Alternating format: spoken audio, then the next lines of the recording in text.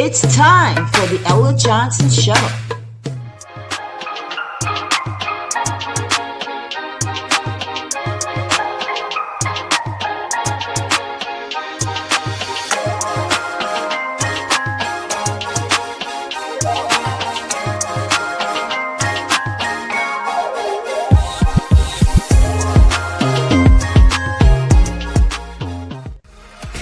Thanks for tuning in to the Ella Johnson Show, where there are two sides to every story. Enjoy the broadcast.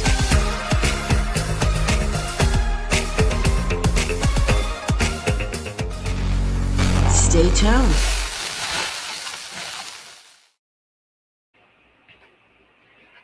Hello, everyone, and welcome to the Ella Johnson Show.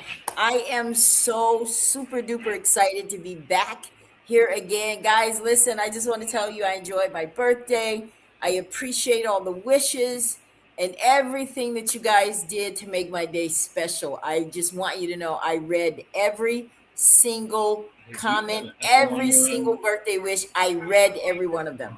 So I didn't say thanks to everybody, but I'm telling you now, I didn't reply to you individually, but I am definitely excited that you took time out of your busy schedule to tell me happy birthday. As you can tell, I have Stefan back with me tonight. Stefan, welcome back to the Ella Johnson Show.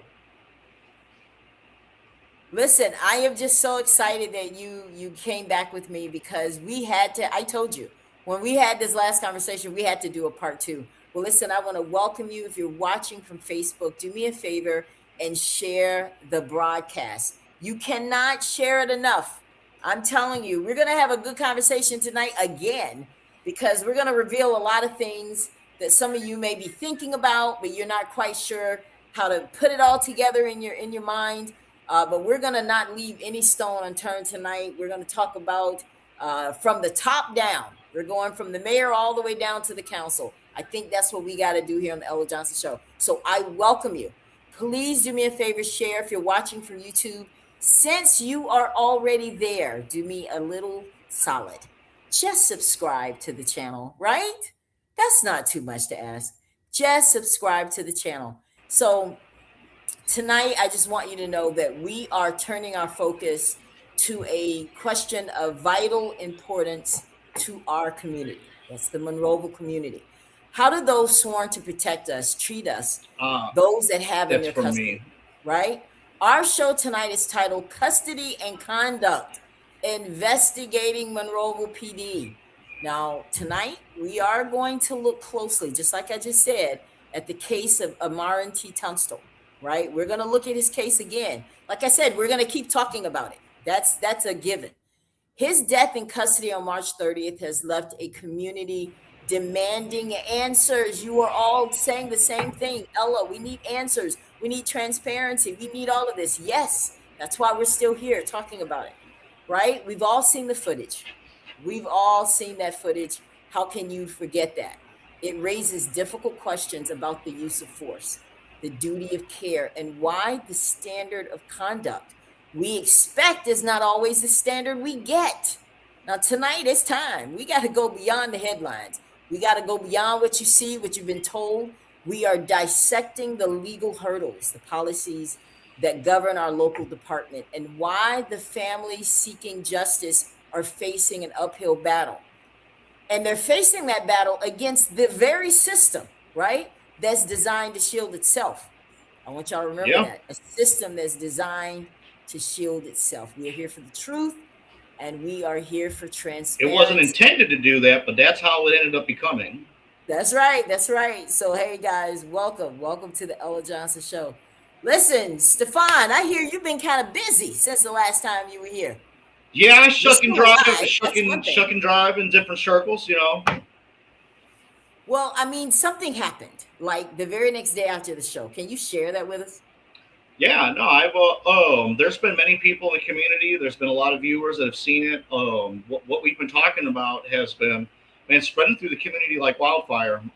I've been approached by many people, shake my hand, say thank you, man, keep doing what you're doing. There's been word that even people in churches in Montgomery have heard what's going on and what we're doing. Ella Johnson, myself, and by the way, the people that I've spoke to give their blessings and their condolences to Sharon, T. Tunstall's mother. So if you're watching, just know that there's a lot of people behind you that care for you and your son and what's going on in this matter. Um, but no, it's definitely probably taking the crowbar straight to that monkey crate, cracked it right open. I like that. I like that. I mean, have you had any personal issues though since we've had Yeah, been on the yeah, show? I did. My wife was just randomly pulled over and followed for I want to say 5 or 6 blocks. You know, I will say her plate was expired by a month. It's still a red tag, and red tags are still go all the way up until I think November. So I think it's kind of odd that my wife's car, as she's going this way, an officer passes her, so at that moment that they pass, the calculated speed is probably, 70 miles an hour. There's no way that any cop or any human would ever be able to say that they saw your tag, the numbers Right. at 70 miles an hour. They're trained to see the color of the sticker, not the numbers, because you can't make out the numbers. So, I mean, honestly, if you are an officer and you're just, you did a glance and looking in your rear view mirror or whatever, you're going to see a red tag. That means that you're good. If it was a yellow tag or a green tag, then obviously, yeah, no, that's expired. You pull them over. So it's as soon as the officer I identified my wife's vehicle, he did a U-turn on the bypass and started following my wife through the community, and eventually pulled her over just 2 blocks from my house. Wow. Do you think he knew that was your wife? Say again, you broke up on Do that you one. think do you think that he knew that was your wife? 110%. They all know who we are. They know what we drive. I mean, you Oh, can't okay. not. Not only that, when I came out there to go, meet with her, because it turns out she had a child support warrant from her mother all the way up in Illinois, which the cop didn't even really know that until he ran her name through the Right. system. The initial pullover was just to target my wife and, write her some tickets. All right, that was the whole reason of the pullover, and unfortunately, the sheriffs had to come pick her up. But that's beside the point. The whole point is that as soon as they saw my wife's vehicle, they immediately did a U-turn in traffic, followed her for blocks. All right, I have 5 or 6. Now, let me back up a little bit on that. If indeed you went to go pull over for the expired tag, why'd you have to follow her for 6 blocks? Why didn't you just go ahead and put your cherries and berries on and initiated a traffic stop Intimidation. right then and there? You know, Intimidation. it's Yeah. it's but they all know they can't intimidate us. I mean, that's a joke. I mean, I fought every single one of them. I mean, I'll fight them again. I had to throw one cop off my front porch one day. He almost went through a glass jewelry case and off the porch. Wow. Well, I think I like that. What if I told you that there are other people that are being harassed by the police in Monroeville that either directly or indirectly have something to do with this show or surrounded around this story? Would you believe that if I told you that that was starting Oh, to happen? absolutely. I mean, shoot, the mayor himself went out to one of the family members' houses. All right, and another one of the cousins. So I mean, the mayor has already approached, 2 different homes down in the bottom concerning Mr. Tunsel's family. Wait a minute. What do you mean? He went to not, he didn't go to the Tunstall family. He went to someone else to do what? To talk about what? He didn't come outside. I'm not going to name who it is. I mean, if he Wow. pops up, and I'm sure he's watching. If he wants to pop up and say who he was and chip into it, I like I've said before, the sources and some of the things that people tell me, unless they explicitly tell me otherwise, hey, bring this up, you could talk about it. I don't want to, bring any No, more I hear you. attention I to him have to. than he You got to needs to. protect. Always got to protect your source. I hear that. I'm just shocked to hear that he's out here running around, and I don't even think he's actually personally called Sharon or the family, but he's out here talking to other people about it. Listen, We're gonna get to him when we get to him, right? Yeah, right. He's going to be Right. a hot topic. So, guys, listen, if you are just tuned in to the Ella Johnson Show tonight, we are going to break it down. The legal hurdles, we're going to take each one of these divisions that we feel are responsible one way or the other for what has happened to T. Tunsil, and we're going to start from the top. That's where it gets bad at, right? So, the first person that I think that brings us to this point in the conversation would be the mayor. He is the CEO of Monroeville. That's what we're going to call him, right? And I've said this before, Stefan, and I think you'll agree with me. We can't take away from this man what he's accomplished, right? We No, can't he's made great accomplishments. I mean, especially as a black man and pushing himself all through, the years that he did through racial, indiversity. I mean, his career is fairly indistinguishable to anybody else that has tried to have done the things he's done. I do applaud him for that. Okay, so he has been. This is his second term. How did he do the first term that made people want to bring him in again? What do you think? Well, I know that when Mayor Sandy was running against him, from what I've been told, people that have been able to see the polls and the poll counts, Mayor Sandy won the popular vote, and then Mayor Sandy. One second. Mayor Sandy won, and by the popular vote. And once they started counting the absentee ballots, there was a handful of absentee ballots that pushed Mayor Andrews over the edge to get him to win. It was an extremely tight race, and she won at the polls and by a majority. But what got him to push over the bar for the win was absentee votes. Can I say that there was anything legal or any kind of tomfoolery going on there? No. In my personal opinion, and what I've been looking at, it's been going on with the Democrat Party in California, Minneapolis, Chicago, where I'm from. I mean, absentee ballots are a really hot topic right now. So could there have been, maybe a little bit of fluff, some chaff added to the load? Maybe. But it's maybe one day we'll find out. Maybe we won't.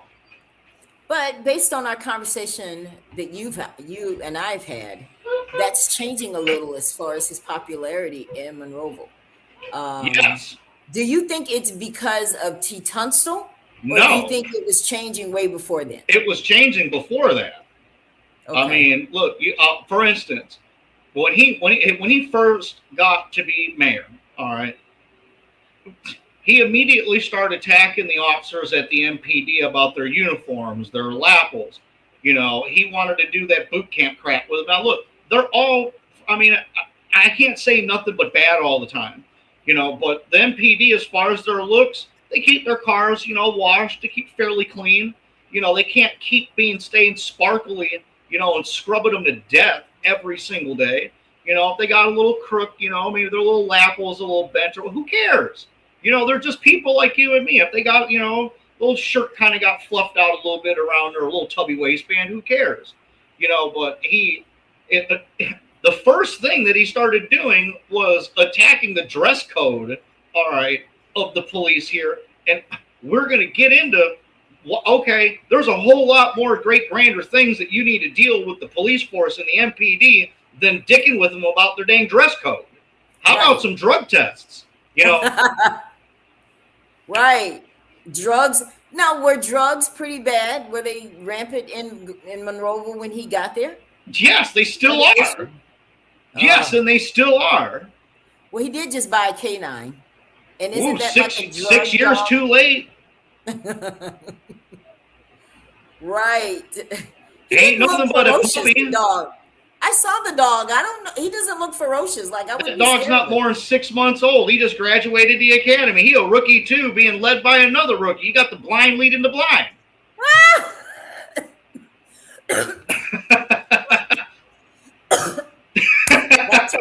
That's funny. Oh yeah, I mean, but it's the truth. I mean, seriously, you got an unexperienced, brand new dog. All right, that's maybe 6, 8 months old tops. Just graduated his academy. Then you got a police dog, excuse me, a canine officer. Now, we haven't even started talking about how much money that just cost. All right. Did we vote for any of that? All right. They had so much of a hard time approving overtime, all right, for the officers that wanted to work a little bit more, okay? But yet you just dropped $120,000, all right, while also having to buy an insurance policy because anytime you have what would be considered an attack dog, all right, or a police dog, you have to have hazard insurance for that unit specifically due to liability. So who, what, where made the decisions that we're going to give our officers a hard time in overtime because they want to work a little bit more, which, to be honest, as a citizen, I'm all for that. Let them run. Let them do their damn job. They want to work a little more. But no, we're going to go ahead and dictate to Mandy, man, we want to keep them overtime hours down. We don't want to do that. All right. But now all of a sudden, between having to get the unit, the cage in the back, the hazard insurance policy, the new salary for that officer, purchasing the dog, which is probably around 20 grand, altogether, I can roughly off the top of my head rattle off close to $120,000. And I might not even be really putting too big of a dent in it. So we just took $120,000 and shifted into something that honestly we kind of don't need. The sheriff's office has 2 canine units. They can always be dispatched to a scene, but well, if you're the MPD in the city and you just always, excuse my French, cock block the sheriff's office and don't communicate with them, how could you use their animal? So instead of having, why don't they work together, Stefan? Why can't they work together? Money and power, because that comes back to what I was kind of harping on, and the Magna Carta days and drawing out, jurisdictions and making charters and allegiances. As soon as you start chartering with the county, well, now the county's got their representatives, and now those county representatives are now going to have to start mingling and making deals and discussing how they're going to work together in cross partnership through the council. There needs to be new SOPs. There needs to be all slews of new things and wider communication streams amongst everybody on that council, the chief and the mayor, with the sheriff's office.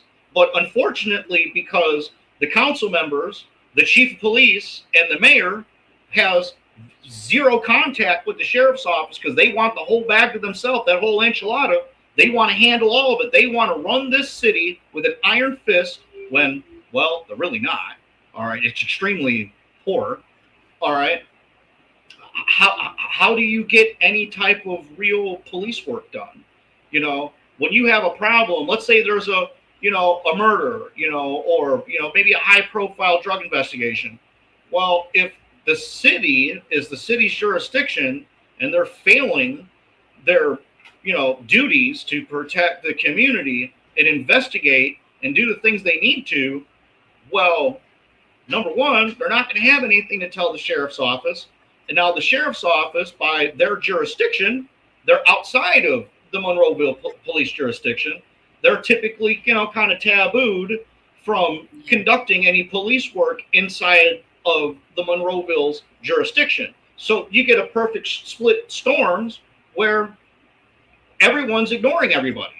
And I'll tell you this much, the sheriff's office would be more than happy to work in conjunction with the Monroeville Police Department. But the Monroeville Police Department is so heavily conflicted, all right, and through all the dang snitches and all the allegiances and families and things, it's going to be really hard to even be able to do anything about anything. It's a leaking ship over there. If they're going to go investigate somebody, Chief Mandy or one of them officers, they're just going to go tell them, oh, man, you're under investigation over there. You might want to pack up shop. How are you going to get anything done? That's right. Let's go back and let's talk about some of the decisions the mayor's made. Sure. Let's start with one with Mandy. Mandy is his chief of police. She has 2 jobs. She does. Talk about that. Well, the state of Alabama has the municipalities of police ethics, policies and procedures and laws and indexes that you have to abide by. And so many times the council and the mayor decides to use Monroeville as the small little municipality, the XLs and the URAs of Alabama. Monroeville has turned into a larger jurisdiction. We have a lot of police. Well, you see, if you're a chief of police, you're barred from having a direct second job per the Ethics Commission of Police in Alabama. All right. And I want to say this comes out of Chapter 64. Look it up, Mandy. All right. So with that being said, is I can't. I feel bad, for the circumstance. It's too bad that the woman, I guess has to work another job. She's already got a $47,000 a year salary. Maybe the mayor should have just, hey, you know what, Mandy, let's go ahead and up you since you're the chief. Let's get you around that like 60, 64 number and kind of augment some of, your money so you could stay focused on your task as a police officer. Yes. So where I'm, my pinnacle that I'm getting to this is that a chief of police in the guidelines and the eyes of the Ethics Commission for police in the state of Alabama, a chief of police is considered a 24-hour, 7-day employee. All right. Their duties are on call 24/7. As a chief of police, you have a much higher standard, all right, and a plethora of more activities that you need to conduct in your police work because you have to manage your officers. You have to go through and look through incident reports. You have to, obviously drug test, make sure that your officers aren't, acting bad. There's, governing your hours, your shifts. You might have a cop that got sick and fell out, or whatever. Your job as a manager, all right, which I was a manager of a company for 8 straight years and head of HR, man, there would be no way that I could have took a second job working that job ever. I would have got zeros. I couldn't have slept. So how is it that we can have a chief of police that's gallivanting as a coach at the women's basketball coach, all right, which applaud you. Thanks for doing some civil work there. But you're ignoring the duties that you have in place that you need to do here for the citizens, all right, the entire community, not some 24 girls on a basketball team because you want to go see them shake their booty, all right? So with all that being said, I mean, we all know she likes chicks, all right? So, I mean, let's just keep it real, all right? Why else would you... keeping it real tonight. Why else would you be a woman that digs chicks and then also be a coach, on the women's basketball team is all I'm going to say there.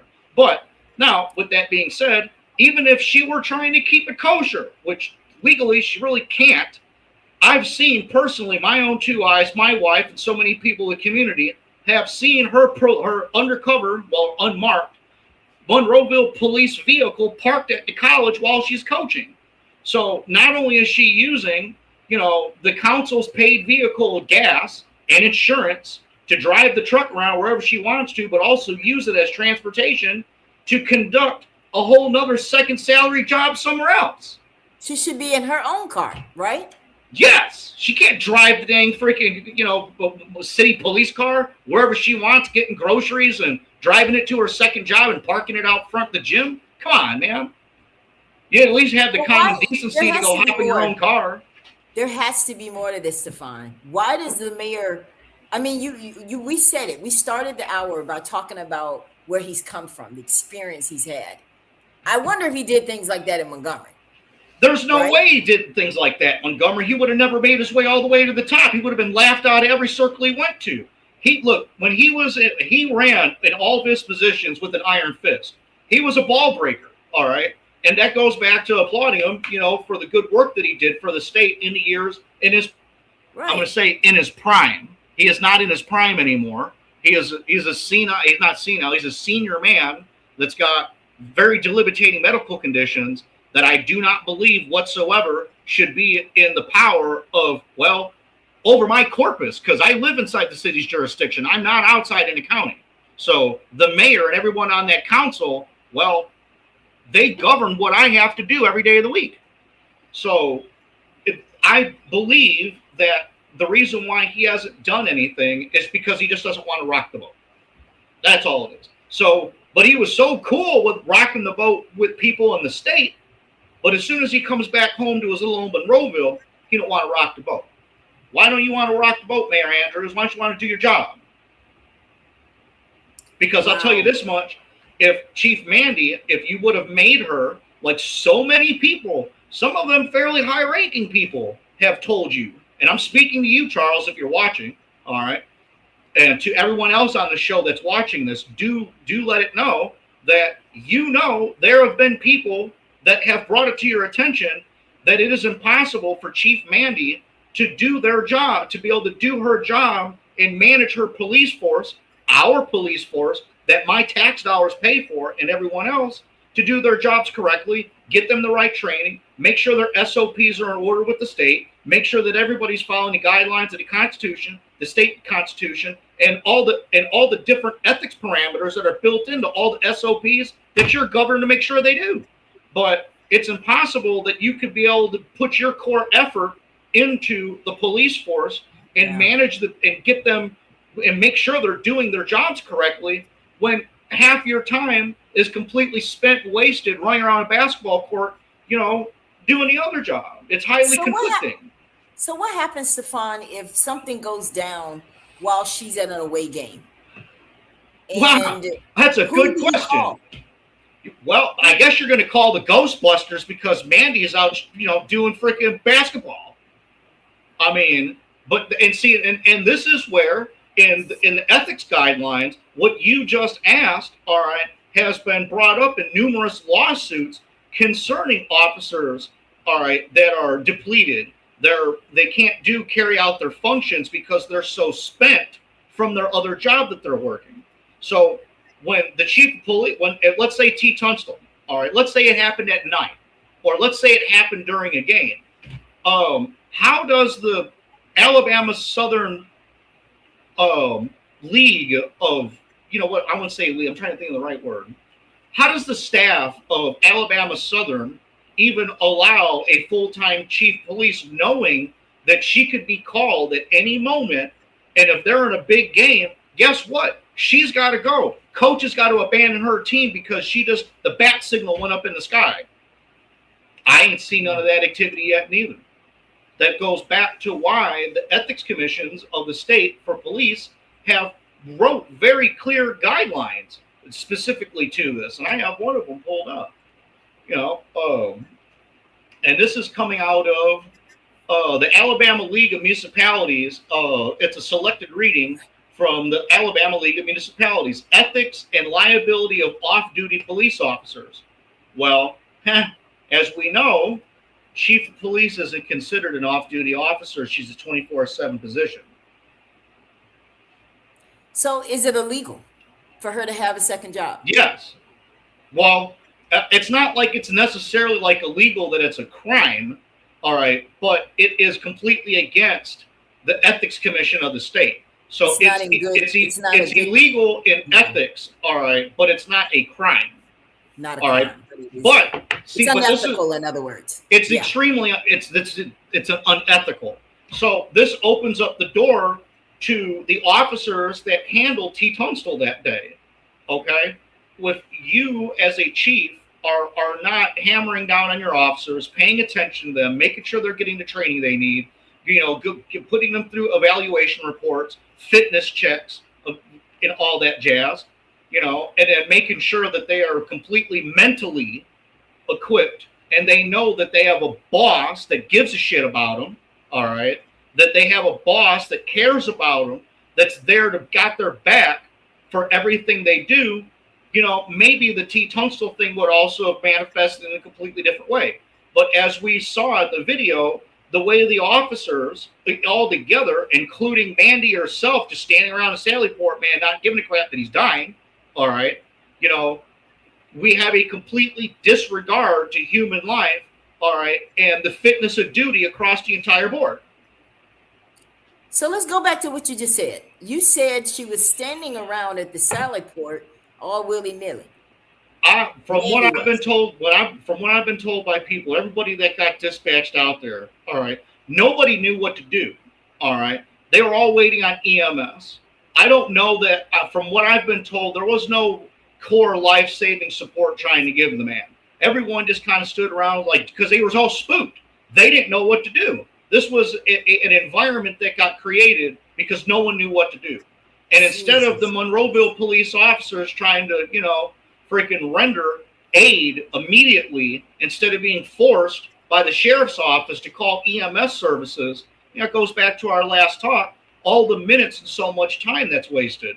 Every minute that you don't get life-saving support, your odds of death grow exponentially.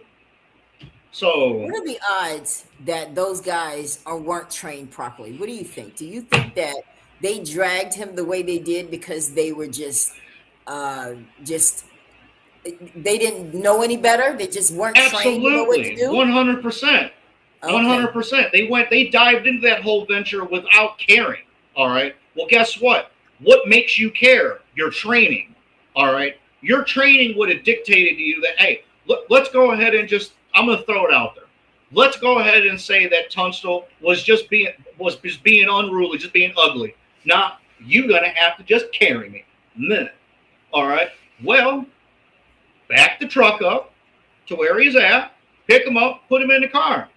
What made you as an officer to drag a man with his bare feet into the concrete, all right, down an entire block, damn near a block, because that cul-de-sac from where you got him out the trees going to the car might as well be about a block, all right, at least 3/4 worth. Doesn't matter. Shouldn't have dragged him for the first foot. Like I've talked to other law enforcement friends of mine, if you were going to if you're going to drag him to the car, you think, man, one of them, could have at least to the common decency had picked his feet up and you carried him over there. Especially if you saw that it was dragging that way. Right. I mean, now you got to. Now, here's the other thing too. All right, and this goes back to your training as well. When you get put in the back of a police automobile, you are.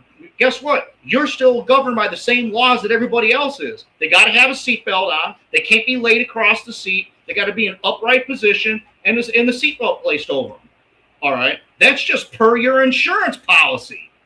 You can't ride with a rider without a damn seatbelt. Because do you know what happens to you? What in your insurance policy? They find out you didn't put a seatbelt on that guy? No, you just took a lifeless person that's barely moving and shucked him like a potato sack in the back of your cruiser, and it took your sweet time to the jail. Well, here's something that I was told.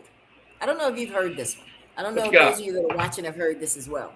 I heard that when the officers left Marengo Street, they didn't go in the direction of the jail. They went the opposite direction. Now, why in the world would they do that? This is something, obviously, this is alleged. And you know how we'll know? The body cam. The car, whatever. Well, see, that's a problem. If they went the other way down through Pineville and hit the dirt road, that's all dirt road. And you'd have to go hit 84, to come back to the bypass, the 21 bypass from 84. He didn't go that way. They went down that way and then came back, I guess. Like they didn't just go left when they left out of that street. They went down, came around, and went the other way or something. That makes no sense. Not only that, you're an officer. You police the neighborhood every day. I'm just throwing it out there. I've been down on Marengo Street down there a lot. I mean, I can't count how much money I made at my cable and internet and computer days down there. I know that area like the back of my hand. There's no way that you're an officer and you're going to make a right. You're going to go down towards a dead end where all the trailers are at.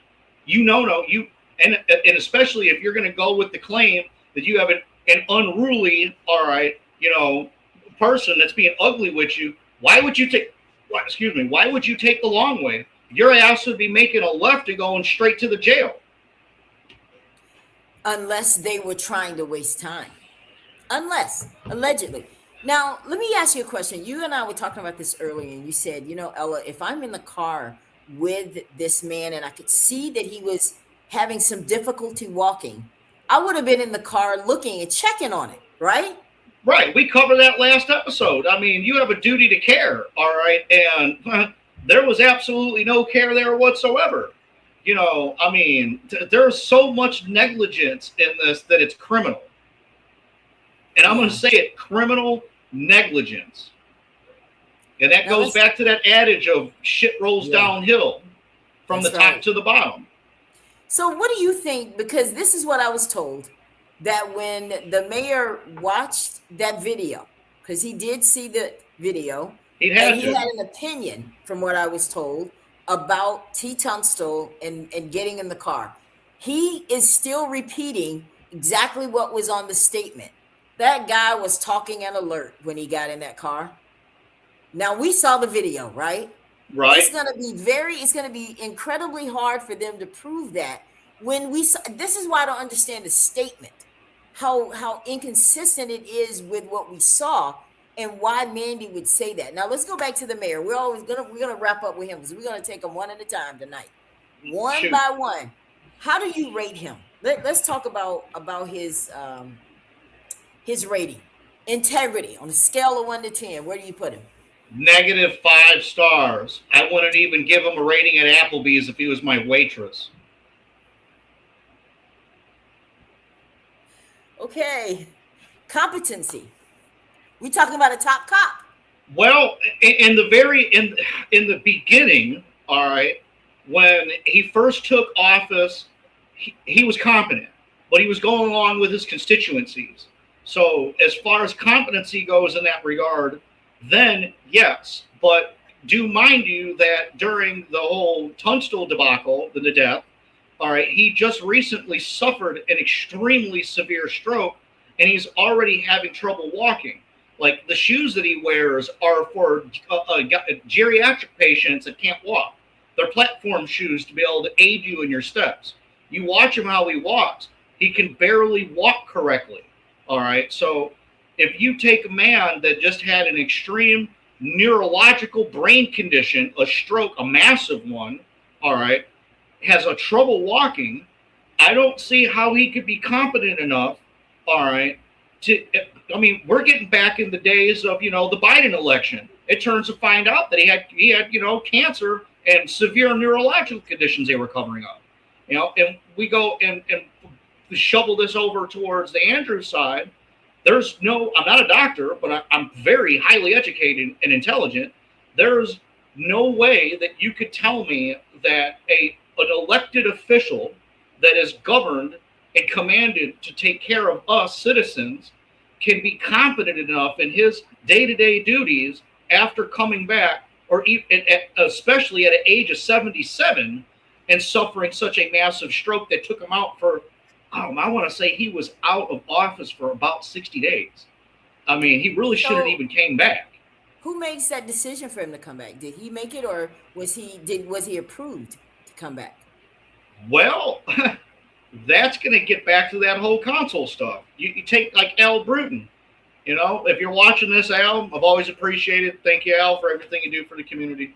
I mean, Al got nominated by the council to be proxy mayor during his sickness. He didn't want it, and I don't blame him. He's got BDNS. He's got an extremely high profile job, and a lot of business that dictates and demands all of his time. If I was Al, I wouldn't want to be mayor for nothing. But then you go ahead and you look at all those other cats on the council. Do you think any of them has any experience that would be able to actually temporarily run this city? No. I mean, and I'll give them credit. The only one that actually has a monochrome, well, maybe not a monochrome, a very large stance, because he's business educated. He's been around insurance policies because of his business, is Al Bruton. But you can't shovel a full time. I was going to say that. I noticed that he was the only one you spoke to. You didn't say hi, Thelma McDaniel. Hi, Anthony Thomas. Hi, Mr. Ruffin. Hi, I don't know any of them personally. Right. So, I only hear what I hear through the grapevine on them. Okay. Well, listen, here's the thing though. Someone had to approve him to come back. And you're saying that was the council. They all have to be the council. Yeah. Well, but if he's not in a position to do it, like, why can't they demand a physical? Like, let a doctor check him out and make that call. Why didn't we get any of that with Biden? Well, I don't care about that. I don't care about that. I'm talking about this guy right here. Why didn't they find some kind of way to say, okay, he's good to come back physically, mentally, and all of that? Or do they Here's have to do that? why. Here's why. Because none of them want to be mayor because it's got too much liability. Anything that goes on, all right, is gonna fall on the mayor's shoulders. So anything that from now until the next election or whenever they vote him out, anything that happens, especially with Tunstall, look, on a legal standpoint, all right, on a legal standpoint, if you have another doctor, all right, that wrote off Mr. Andrews, said, yeah, no, you can't do strenuous activity, but you can think or whatever. You got a doctor that said, yeah, you could go back to work. Me as the council, I would ride on Andrews' liability all day of the week, because if anything goes down or blows up out of anywhere, obviously T. Tunstall, it's all going to be shoveled on him. He is going to be the fall guy. So there would be, especially with what's going on with T. Tunstall, if I was any one of those members on the council, I wouldn't want to be mayor or anywhere be within 10 feet of the mayor's door, let alone sit in his chair with a extremely high profile death on the city's hands going on right now. And the reason why this is just an opinion, all right, and it's an educated one, they're not going to get rid of him until all this is done, because it's all going to fall on his desk. Every action that he did and dictated with the chief, the council can try to hide behind him. So if I were them, all right, I would sit exactly where I'm at and just wave and watch. And that's exactly what we're getting. Wow. Adrian says, what community? Yours? I'm not sure what she means by that. I don't understand the comment. Yeah. So then you speak highly of Al Bruton. I've noticed that. I do. What would he have done differently? What do you think he would have done differently? Because obviously you don't know. Well, I wish you were here to talk to me, but what do you think he would have done differently? Well, this would all boil back down to the first election. Let's, pretend that, let's say Al was retired. And I hate to speak for Al in this because I'm not Al. Right. If he wasn't running BDNS and he was retired from BDNS and he was able to get his teeth into the council, all right, I personally think that Al would have reevaluated the MPD for one and overhauled it, made sure that they're abiding by their policies and procedures and getting the training that they're supposed to, because I believe it's like 480 hours of training that they got to have, all right? And they got, performance evaluations that they got to go through X amount of times a year. I really do personally think that if Al would have been a mayor, I really think that, his love and the way that he handles and he joshes with people would be, and what he cares for the community. I mean, I really think that he probably would have handled the T. Tunstall might not even happen the way that it did, because I really don't think that Mandy would have even ever been the chief of police. That's interesting. You got to keep in mind, Mandy's got a lot of, and I'm not going to speak on, I'm going to keep your skeletons to myself for now, Mandy, but, Mandy's got a lot of skeletons in her closet. And, the whole reason how she got to be mayor was over a lawsuit against the city. When Drug Task Force blew up and I got Tom Tate to resign, and we had Boatwright coming in to run for sheriff and Alfred Carter running for sheriff. Look, Mandy and Alfred Carter were like this, all right? They were slapping asses in the freaking changing room together, all right? I kid you not. They had a tomboy relationship. They were, well, as soon as Alfred Carter made his stake to go run for sheriff, he literally just spit in Mandy's face. So that created a lot of internal drama with Mandy, and she took the little tomboy play games with Alfred and manifested them into actual sexual conduct. All right, because he was hitting on the dispatcher at the time and making her feel uncomfortable. So she had a secondary person to be writing out with her a complaint. It wasn't just her speaking. It was, legally speaking for her, it was a primetime opportunity to strike if you were going to try to file a lawsuit against sexual harassment. All right, since he's doing it to somebody else too. Mandy didn't care because they were friends. All right. But as soon as he divorced himself from her to try to go after that sheriff's position, he drew his line in the sand with her. So, with all that being said, all right, Mandy got her position due to dropping her lawsuit on the city and settling, to their own private, discussions. But one of them that I do know was Joe Oglesby, which I ran him out of Dodge. It only took 3 months. He was only mayor for like maybe 3 or 4 months. But in that short term of his, he made a deal with Mandy to make her chief of police and give her that position in settlement, dropping her lawsuit against the city over the sexual harassment charges with Alfred. So how she actually got she didn't get into the chief's position by her own merit, by her own conduct. All right, she got it by a backdoor deal. Oh, wow. We have a question on the table here about T. Tunstall case because we are talking about that tonight. Where is the investigation report from the state of Alabama? It's still not there, Kim. There's nothing. We have no body cam footage, no autopsy, nothing. And he says, how long does an investigation of this magnitude typically take? 90 days. It's typically 90 days, and 2 weeks from now, we hit the 90. From what I was told, though, that we should at least, the family and the DA's office should have the autopsy report returned back from the state at a minimum. Was supposed to be getting into the end of this week. So we actually, the family, Sharon, and bar minimum, the DA's office should be seeing the autopsy report sometime from now until the end of next week. We have another comment here. Deborah says, sounds like she's defending Anthony Thomas, who's one of the city councilmen. She says, Anthony Thomas is a stand-up guy. My opinion, he would be just as good as any of the above, if not better. Remember, the Journal stated that Al wanted to change the rules of protesting, and Anthony Thomas stood up against it. I thought I heard somewhere that Anthony went to visit the Tunstalls. So that part, I disagree with you. Yes, he did go visit the Tunstalls. But in all due respect, what the Tunstalls need is some kind of reform, some kind of answers, some kind of change. He did go, though.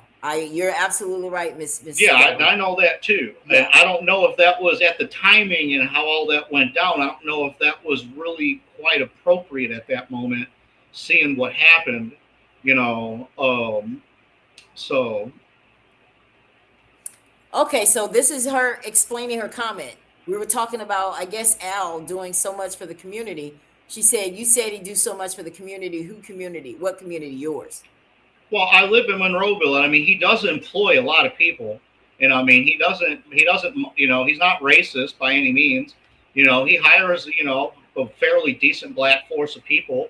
He makes sure that they get a good check and their families are taken care of. So, as a business stance, as a business stance, he pays his money in the taxes and he employs, a very decent amount of people in center of our community in Monroeville. So, when I say what he does for the community, he's an employer, and he's putting money back into the community by putting people to work. And and he gives people a chance, and he's fairly easy to work for as long as you don't, wreck his van or you do your job, So here's the thing. Here's where I am, Stefan, when it comes to giving credit to any of these folks. Okay. And that's just where I am. Because right now we have an investigation that's not completed. We have a city and ain't nobody talking. No, do you blame them? Nobody has done anything to try to bring the city. Because you don't have to wait for SBI to have a public hearing of your city. To let the people come and sit down and ask questions to the mayor, city council, anyone 100%. That they want. No one has done that, including Al Bruton. So for me, that's a fair point. Yes, I'm not patting anyone on the back until we see justice for T. Tunstall. Nobody gets. Well, one thing though that, and I'll speak on it legally speaking. Now, let me back up before I say that. I do believe that, there needs to be a town hall. There should have already been a town hall, and the family members and the people in the community all right, that have to deal with these particular sets of officers, and take some questions and answers on, standards and policies and practices that at least bare minimum, these three officers that were on scene dealing with him and talking to the family. Now, that at least you could do, and legally standing, you could protect yourself and not omit certain things, but at least give some common decency to the family and have a town hall and give the family a chance to speak and ask the questions of, why was this? I want to see your police handbook. I want to see your policies and procedures. What are the policies and procedures that you have with, would you want to say people that don't want to walk, or the people that are having a medical condition at the moment, or someone who's ODing or whatever. The community hasn't had a chance to be able to ask any of those questions. And I'll say this much: if there's ever a town hall scheduled, you better bet that I will be there. And I would ask my questions myself.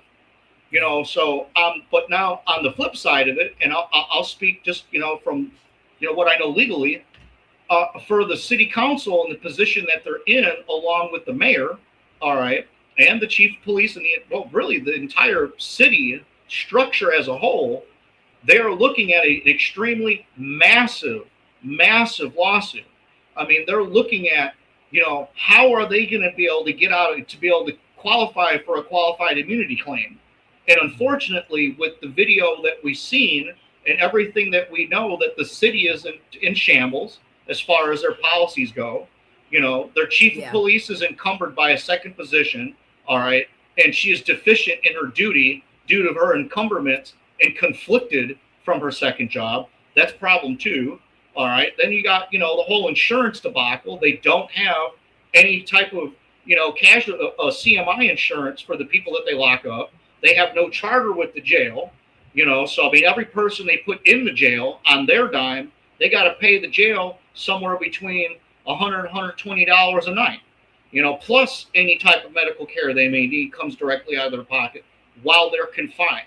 All right. So, there's three major issues just rattled off right off the top that the council, because they vote on policy and procedure, the mayor will then dictate these policies and procedures to their chief. Their chief will then dictate these policies, procedures, do's and don'ts, and what they believe needs to align to their community goals. All right. Well, we don't have any of that. And they know they don't have any of that. It's all just, man, rock and roll, shake the dice. Which one lands first is what we'll know. And that's how they've always acted. They're in a shock and awe stance right now. So they're staying as quietly as they possibly can, because they know the looming threat is coming at them hard. And they are trying to figure out how to protect themselves legally at every single possibility that they can come up with. Do I believe that that's right? No. But just knowing what I know legally, and I've been around the legal community for so long in my life, and I've studied law, I mean, I can understand why we got the crickets. And that should alone say enough in itself. The silence is deafening. It is the deafening. Silence should tell you that there's something grossly wrong. I 1000% agree with that. And I think they're afraid to get caught. They always are. Where those questions are coming at them. Like because I know if I were at the council and you and I were there and we had the question, they'd probably put us out. They probably would put us out. Coming at them are the ones that could lead to a lawsuit. Now, we're talking I'm about already bringing up enough questions to sue them, so. We're talking about qualified immunity because I want my audience to really understand what we're up against. Qualified immunity is created so officers don't get sued. And they need to be able to rely on that standard, right? So that they don't get sued. But I want you to explain. That's a little backwards the way you said it. But go ahead, continue. I didn't mean to interrupt you. My apologies. No. I want you to explain it. Explain what the qualified immunity means for these cops, because that's what they're after. They want to qualify under that standard so the officers don't get sued. Well, it's not just the officers. It's also the NPD and the city as a whole. All right. And, that goes back to where I brought up in the last episode. And we're going to take two examples. One of them is one we had, Michael Gibson. Hi, Mikey. How you doing in the backside of the casino? Freaking being hiding away. You got. I'll use Michael Gibson first. Who owned the jail in Monroeville? The jail got paid for by a Department of Justice grant. It is a satellite holding facility for the feds. The feds own the jail, all right, but the sheriff's office operates it. They're pretty much custodians, all right, that oversee the jail. That's why we have a federal pod in there, that we have federal inmates being taken in by the marshals. So the county does not own that jail. That jail is a satellite holding facility, and the jail can't own it for 20 years from the time that it was built. And they're rolling around. I want to say they got about 3 more years until that 20 years eclipse. And then the sheriffs, the actual county, can take physical jurisdictional charge over that jail. But at the moment, that's a federal institution. All right. But on the qualified immunity should take a cop like Michael Gibson. All right. He's got so many reports on him for hurting people in the community, roughing them up, beating them up, hitting them, punching them, choking them. Not 1, 2, 3, or 4 or 5, but 10 different reports. Back to breaking Ovella's arm on the courthouse steps, which was finally the last straw that had to have him go and get sent out to pasture in the backside of the casino property. All right. Now that, if Ovella could have ever got an attorney to sue and really go after her, and I mean, she was conflicted with her own problems. So I can see how, she didn't go to the next step. She was a simple woman, and she liked to drink. But anywho, now he would have did that to me. All right, I would be going after suing the entire city. All right, because they have continued to allow that man that they know has been reported to be violent continue to operate and police the citizens. That is a liability that they know is a liability, is out there on the streets. So if that officer hurt me now, because I can show that, no, this man has been under review many, many, many times for violent actions, and you've choose to ignore that, now that's a policy problem. All right. That is a leadership problem. Now, instead of me just suing Mikey for my medical, problems, I'm looking at actually suing the police department, under, whatever guise I can come up with at that time. And you leave the city wide open to the liability of that lawsuit, qualified immunity erased. Now, scenario 2. Now we take let's say another officer. We'll say Sally Sue. Sally Sue ain't never had no bad performance reviews. She's never been reported for being violent. She's got a straight A record, no problems. And, she had a bad day, divorcing her husband, whatever. We're all human. And she had a human moment, and she punched some guy in the face because he called her a bitch. All right. Can I sue the entire city for that? No. That's now a qualified immunity stance, and it will stand. Because there's no policy that got ignored.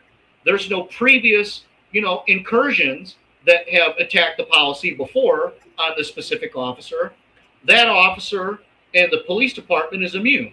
The only thing I can do is, if I went to the hospital to get my, if I got punched by a girl and I went to the hospital, I might be a sissy. But so let's talk about T. Tunstall. I want to talk about T. Tunstall and qualified immunity. Will because I think that this is exactly where Monroeville is headed. They need to file a motion so they can fall under that status, right? Qualified immunity, so there won't be a trial.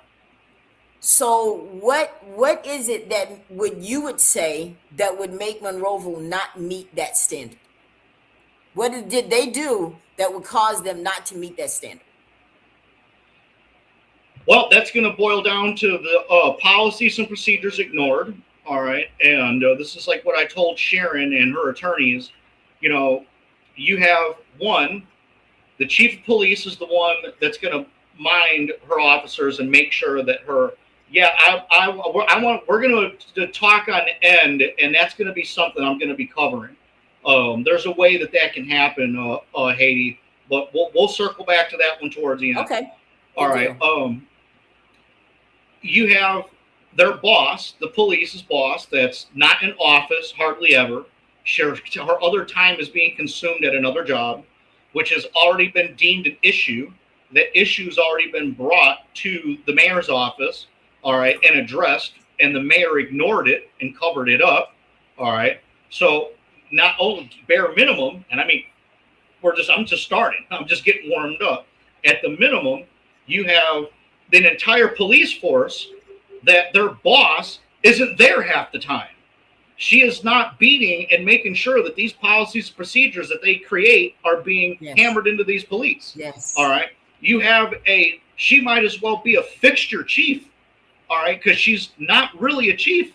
She's out most of her times being taken up at that college, and we're all human. Can you, and anyone here in this audience, or you tell me how you can perform two full-time positions with 2 full-time salaries and be able to still be a person and be okay mentally? You can't. So that creates a problem that trickles downstream. Now you have officers that don't have a leader. All right. They got a leader that's nearly non-existent. They got a leader that's not hammering their policies into them, which is now affecting their job duties and their job performance. All right. And the duty to care, because they don't have anyone that's enforcing any of that into them. They're running around like a bunch of Barney Fives. All right. So now you got, aside from that, then you take the officer's conduct. All right. How it wasn't, and this is so good because it's not just one officer. It's every single one of them that were out there. And that really shows the training, all right, and the policies and procedures that have been beat into them, and that duty to care is not existent because not one officer out there at that time ever said, whoa, hey, stop, don't drag them. Let's go back to car. That's hey, what wait. I saw. All right. We're looking at all of them cops out there, not just the one dragging the 2 dragging them. None of them took the moment to stop and go, wait a minute. Yo, do we really need to drag this guy? Yo, man, you need some water. Are you okay? None of that happened. None of them checked his pulse. None of them took the time to pull the blood pressure cuff off the back of the car, at least make sure, his blood pressure was all right. So if it was just one cop out there, just one, maybe the council and the city could be like, oh, no, man, it was him. He did all that shit. He did all that. We ain't got nothing to do with it. We're sorry. That was just one bad apple did a bad thing. Nah. You got, how many cops were out there total? 5? And 3 of them were actually the ones, dealing with Tunstall, with the one woman cop.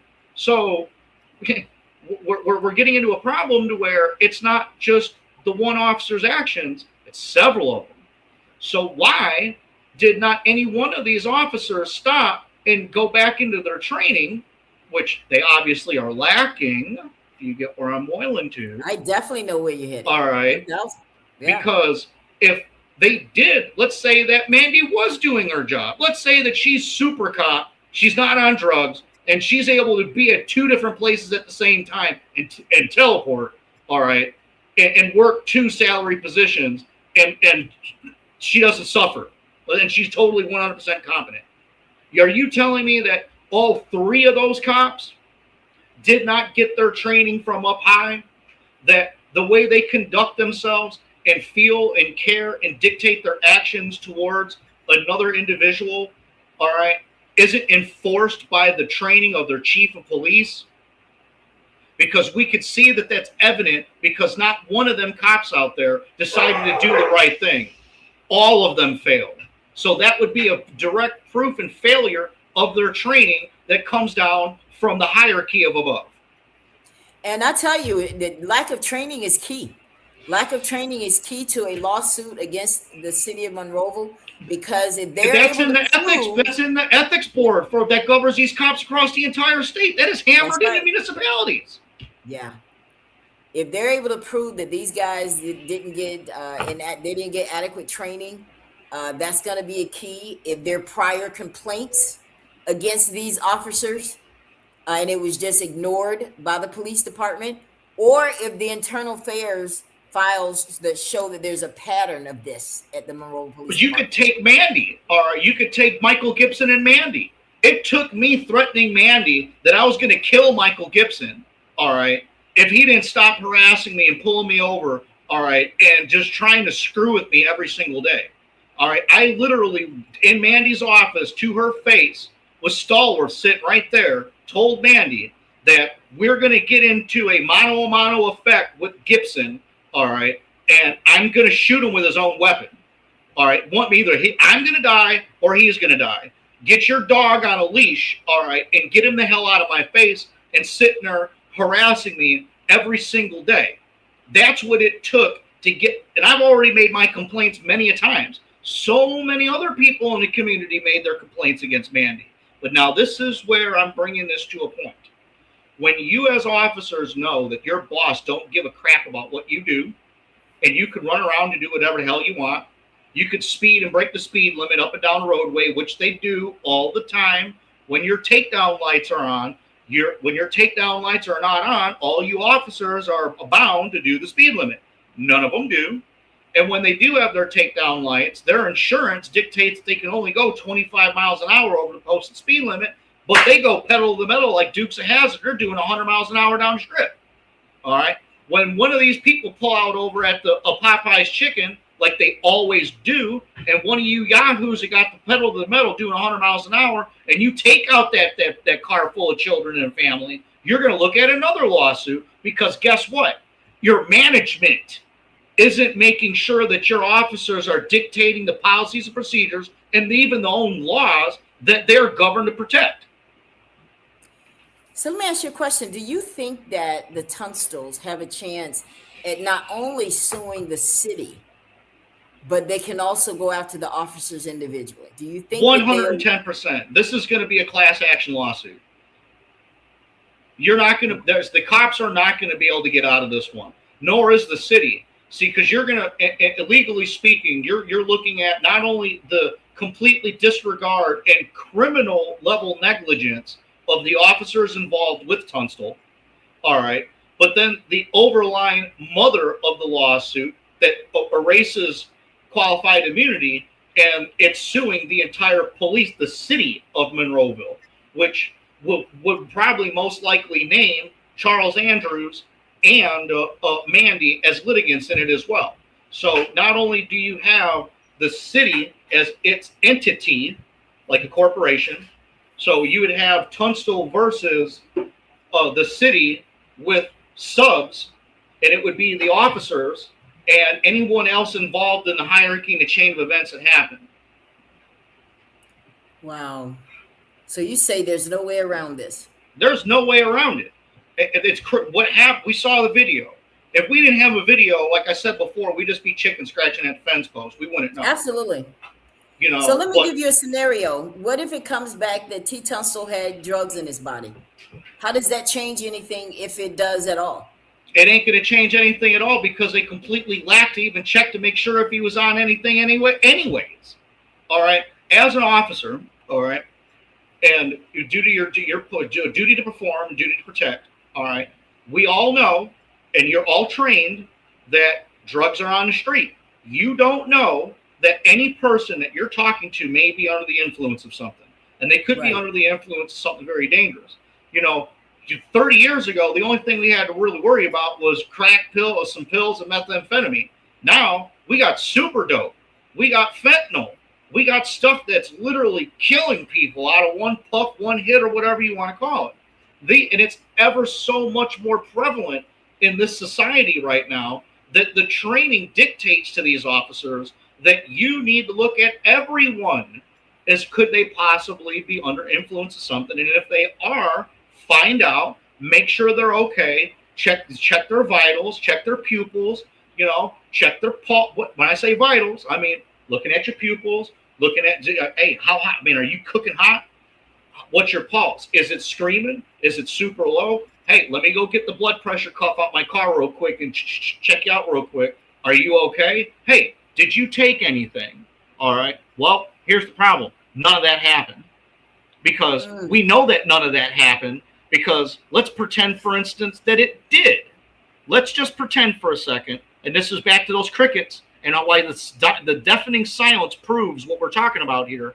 Because if Tunstall did say, Yeah, boss, man, I took this, man, just a little while ago. You're, as an officer, your first thing you have to do is call EMS services That's right. and sit you down. Do you need water? What do you? Hey, man, help's on the way. We're gonna get you checked out. If you're okay, you still got to go to jail. All right, but once you get checked out and you're okay, that's the first thing that we have to make sure. That is the number one. Damn that jail. The jail's gonna be there. It ain't going nowhere. Trust me. All right. The first thing is making sure that you are okay. Then we can worry about the jail later. But we know none of that happened. Because if Tunstall did say he was on something, well, he would have been immediately rushed to the hospital. He would have already, they would have tried to do something with him. So that never happened. We could tell by the officer's actions and the way they handled him, they didn't try to perform any vitals checks. They didn't look in his eyes. They didn't check his pulse. They didn't check his blood pressure. All they did was throw him in a sack of potatoes like they didn't even care about him. But that goes back to dictating what comes from the top and how these officers know the people that are their bosses. When you know your boss doesn't give a crap about what you do out there on the road, she'll get your back no matter what. All right, ain't nothing gonna happen. This is just little old Monroeville. Man, these folks don't know nothing. Well, guess what? What do you as an officer start treating the regular populace like cattle, like dogs? You don't care. That's where qualified immunity is completely broken. That's right. Rochelle says, so this whole system is corrupted and built on corruption, especially toward us as Black people. And not only that, most of us still suffer from psychology slavery. We as a whole didn't even show up at the protest to support T. That's a big issue. I was there. This county, look at that. This police department laughed at us because they know we don't support our own. 6,000 Black people in Monroeville, but only about 20 something showed up. That's sad. And this racist police department laughed at us. What do you think about what he's saying? Well, he makes a very good point, and that's what brought me to speaking on the last episode. That the powers that be over the years here, stemming from Johnny D. I mean, shoot, take To Kill a Mockingbird, dang, going all the way back to the 40s. This has been 1934 to be exact. Yeah, 34. The To Kill a Mockingbird book was real. She just changed the names. Yes. Everyone, on the council and said, oh no, man, it's all fake. No, that was a real case.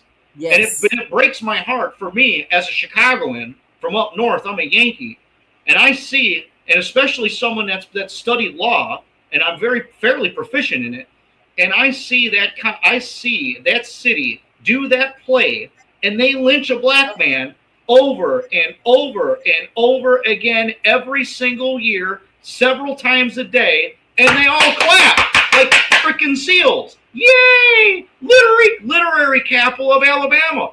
And these people that look at that, they take that book so to heart. Oh, it put us on the map. But you don't seem to understand that was an actual thesis of what happened. You're basing your whole literary capital of Alabama and your town for the book when the book was a true story. It's disgusting. Then you go and you start working through history, and over all these years through the marches on Selma and getting back in the 50s and 60s, Black families that owned land were lynched, killed, set up, and their lands were bought through the probate office. Yeah. This whole square here, all right, from its inception, did nothing but lynch the Black community to prop the white. All right, and I'm a white guy saying this. Exact. Yes. Now, and then go to Johnny D. McMillan. Look at what Tom Tate, Larry Eichner, and all them guys did to him. All right, and then right after him, look at what they did to me. Some of you guys out there know what they did to me, but the world don't even know what they did to me yet. All right, they did the same. They did the same exact thing that they did to Johnny D. McMillan that they did to me. Now, flash forward, we're getting into more current years over the last 15 or so years. We just keep in mind, I just got rid of Tom Tate 8 years ago. All right. we're finally now in an era where we got a decent sheriff, all right, but we still have a very deep-seated backwoods running council, police force, and city, and they literally bother and terrorize, not terrorize, not so much, but they still harass us. Like the one woman that took the video, all right, not too long after she took the video of her cousin being, killed, they're surrounding her car and messing with her. Then I get on this show with you, they're pulling my wife over, all right? So what he's saying is a very, very true thing. So many people here are afraid to be able, like, for instance, a woman that made the video, she told the news, I don't want to have my face on camera. Yeah, I saw that. Yeah. Why would that matter? My face is on camera, but I tell you what, it took me a long time to not give a F about it anymore. Right. But not everybody can be like me. That's all right. And that's why I speak as much as I do. So Kemp makes a very good point that there's the people that are in this community don't take too much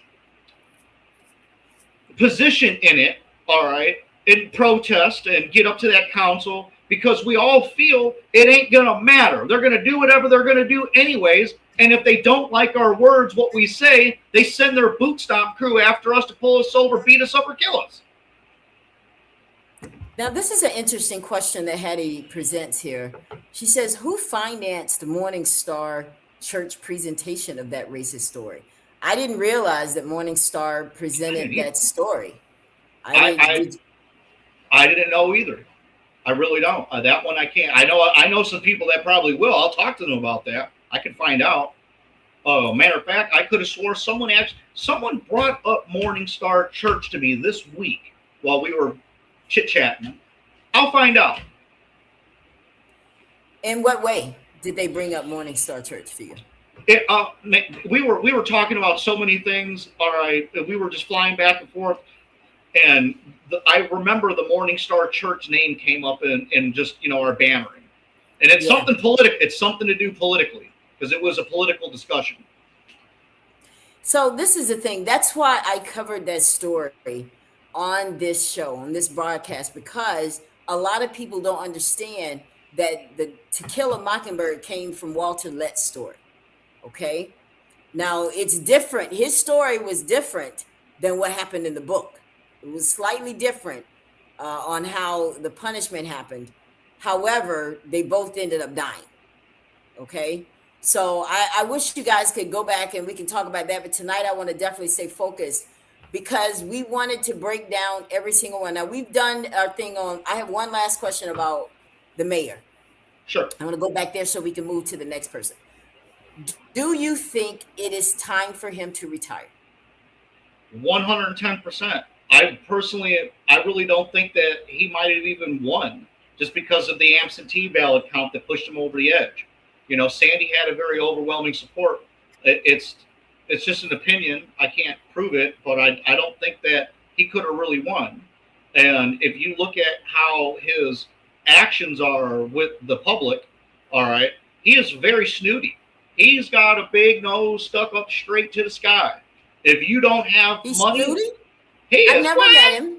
He is snooty. No, if you ain't got that cheddar and that money, all right, or something behind you or some constituency, he ain't got jack to do with you. He don't care. Zero. All right. That's the way he acts. Wow. He is extreme. He thinks he is better than you. From what I've been told by people that very trusted, all right, he don't even like his own kind. All right. When he doesn't get along with the black community at all. He looks down at them. He's better than what they are because of all of his accomplishments and everything he's did and how high he got. He looks down at people like he is better than them. They are nothing to him but ants. All right. And I've been told that by not just 1, 2, or 3 people, mind you. And the people that I speak to they know things. Okay. So, and I've spoke to him personally in his office a couple of times.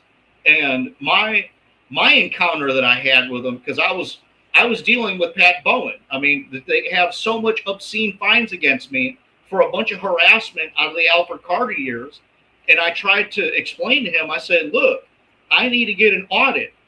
I need this. I've paid so many thousands of dollars into this city, and I'm keep paying, but they're refusing to give me an audit and look at how much I paid. There's some issues here, and oh well, that's up with the magistrate. You got to take that up with her. And I'm like, Charles, I'm trying to tell you, I got 34 videos of Pat Bowen on YouTube right now. Me and her do not get along at all. Well, I'm sorry to tell you that's a chipper hair magistrate deal. That's nothing I could do for you. Is there anything more I could do for you? No, Charles, there's not. And I saw my way out. Now, Hattie says he should resign, not retire. What do you think?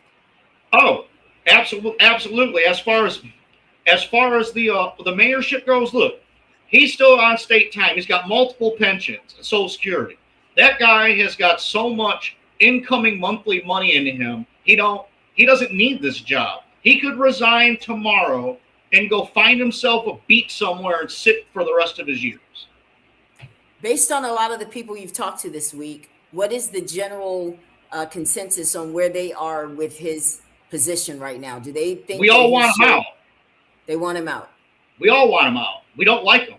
I don't like him. They don't like him. Now, I don't want to make this out of a racial thing, but those people that you're talking to, do they look like you? Do they look like me? Both. Gotcha. It's literally split down the middle. And I swear to God, it's split right down the middle. So is there a plan to get him out? Let's see how the Tunstall thing turns out and get that SBI report, okay? Okay. When do you anticipate we're going to get that? Stay tuned, right? When do you anticipate we're going to get that? Because everybody is really waiting on this SBI report. Like, I know the autopsy's been done and over. The autopsy's been done. Yeah. SBI. So what's going to happen? All right, is SBI is going to go ahead and look at all the body camera footage and look at the whole thing and look. Is there a criminal element here? Is there criminal negligence here? Is there manslaughter here? You know, and then hey, this wasn't done. There's obviously gross policies that were either not there to handle the situation, or there was a lack of policy and procedure following. And they will turn that over to the DA's office with Tommy Watson. And I don't have really good expectations out of, you know, the entire courthouse, but I will say over the years a lot has changed. And this is a scandalous activity. And seeing that, I'm going to be honest with you, not too many people have been happy with Mandy over a very long period of time. People have not been too happy with Charles Andrews for a very good bit of part of time as well. All right. So the folks in that courthouse look very poorly on the entire police department, Chief Mandy, and the mayor in general. So because of that constituency conflict there, it's a high probability that in this particular instance, at this time frame, how this all is going down, we actually could see some real work come out of the DA's office on this, and they do their job for real this time. I don't have hopes for it, but there is a high probability and possibility for it. Now, Rochelle pushes the racial thing. I want you to, let's go back to T. Tunstall, what we saw happen to him. Give me the percentage that you think that was because he was a black man and not just any man. What percentage would you give it that yes, they did this because he was black? 60-40, because I mean they've done like things to me. All right. I mean, but then again, I'm on your show and I've always been very vocal. A lot of people hate my guts. So well, they hate my guts too. A lot of people hate my guts too. We can just be hating together. Yay! Gut hating crew! Fuck you guys. Excuse my French. I'm sorry. I didn't mean to swear on your show. No, I get it. I get it. This is a highly charged type situation here. Emotions are high, you know. And Kemp, he's right to a degree. All right. Okay. Now, if this would happen maybe 30 years ago, all right, I would go way higher on the race car. All right. I do still believe because of the problems, and again, lack of leadership in the Clausel community and Pineville community, you know, and with the council and their constituents, trying to aid and help them and get them better. We got a lot of drugs that are running through the streets, and it's not just black or white. Unfortunately, though, that there is a higher demographic of black folks in the interior city limits that they're policing than what there is to the outskirts of white. But Right.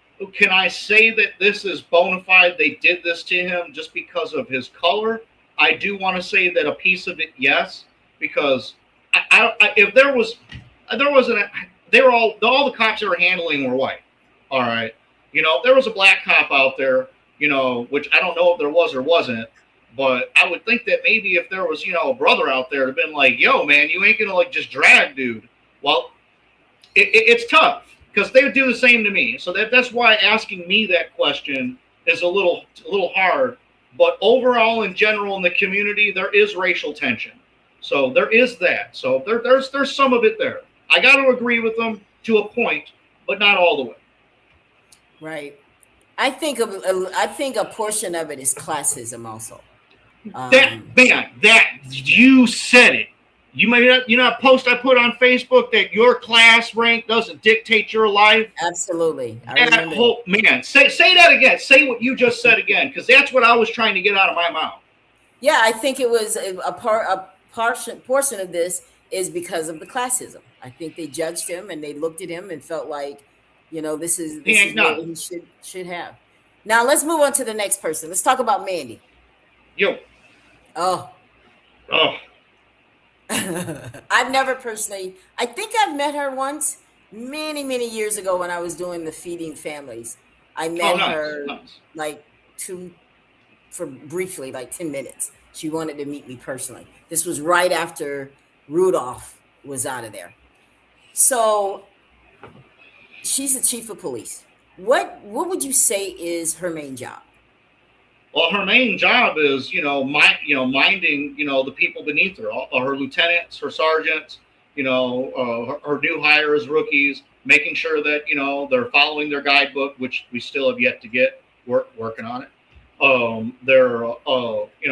Their procedures, and, making sure that they're not under the influence, keeping track of their mileage, keeping track of their gasoline expenses, keeping track of their health insurance programs. I mean, to be a chief of police, it's not just, like a coach on a team. Let's say coach on a basketball team.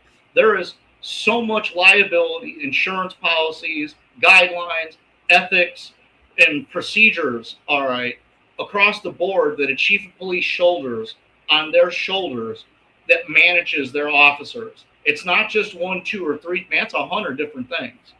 You got to have team evaluations. You got to jockey with these cops. Who's going to take what shift when.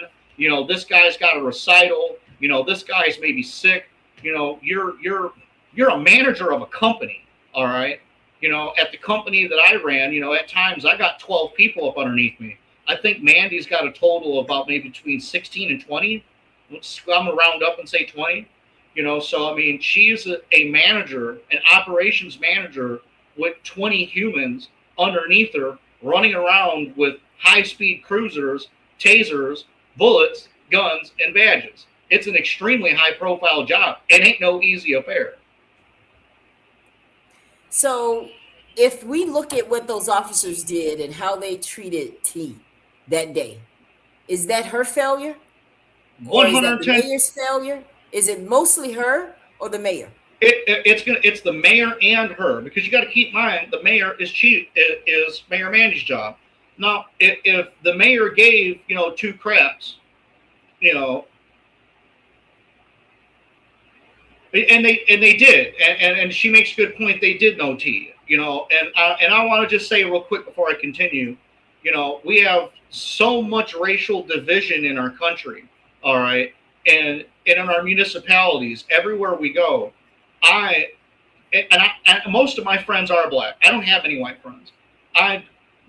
Most of how we speak, we're really trying not to really get into that whole racial profiling junk. We need to be looking and talking about people as just people. And in my discussions and how I present myself, just on this show, I really try to stay away from, just the racial card, because we don't need people, radically charged just because of race. We need people radically charged because of the Constitution and what they're doing to all of us, not just based on race. I agree with that to a certain degree. I agree with that because I don't want us to get lost in the sauce because of that. the We need sauce. reform for everybody. Yes, we But at need the end of the reform. day, I don't know if I can say they would have even done a dog like that. I don't For even real. see them taking that little precious dog they just bought, paid No. $20,000 for, allegedly. I don't Yeah, see them right. dragging him. If he was sick, they would have picked him up. Yeah, They would right. have given him some dignity. But they Yeah. didn't do that for T. No, they didn't. And, and I think it's because they knew him. They did. His family has a history of running. I No, think they they did. wanted to get him that day by any means necessary. Correct. And And the I way they think, went about it was completely wrong. yes, clearly. But So, as far as the whole, that management, thing goes, and this boils back into that qualified immunity that that Tunstall's family is going to have to challenge and get over, which I personally think would be fairly easy with all the things we've been talking about. It's really conflicting for, Mandy, and I'm going to say it whether you like it or not, Mandy. All right, I'm just calling the facts out here. I do not believe, along with many other people in your wheelhouse of officers, it ain't just me talking here. None of us have ever believed that it's right for her to be able to be a full-time basketball coach while also be a chief, because it splits and conflicts her duties. And in order to be able to manage your officers, them employees, might as well call yourself a manager of a company. All right. If I had another job that was full-time while I'm trying to run my production company, I would never I would never be able to handle all my employees because we're all humans. Well, one guy's trying to sneak off in the back and smoke a cigarette, and one guy's keep going back to the toilet, trying to waste time on the clock. One guy's, me about this one. One guy's me about that one. You're going to have, even we're all human. So as a chief of police and a manager, you're going to have some quarreling and infighting too with the people that you put together that are out in the street. One cop might not agree with this one. One's family member's cousin got in a fight with the other one over the weekend, so that rolled downhill. And they're, kind of, you as a chief of police have so many functions and roles that you need to be over. And the whole big thing is a duty to care. You can't say that you have a complete 100% duty to care, all right, for your community that you're policing when you're spending the majority of your time on a basketball court. And what happened to T and how these officers conduct themselves with us on the street and harass us and bother us and just try to write us up for every single damn ticket they possibly can when they pull us over, all right, just dictates how the mayor, the council, and the chief dictates their marching orders to these cops. And if you have a chief that's not there half the time, all right, and just really doesn't care, yeah, go do whatever you're going to do, man. If you mess up, I got you. That's not any way to run a precinct. what should she have done that day when those officers came in? I'm sure she got their side of the story, looked at the body cam footage, I'm assuming. What should she have done with these officers?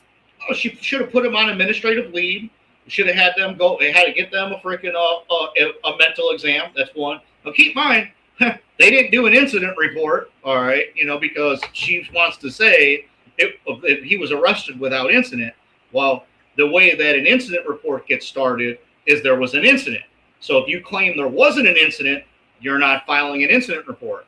So I'm just, I don't know. I don't know that there wasn't an incident report. I think that you would have had to at this point.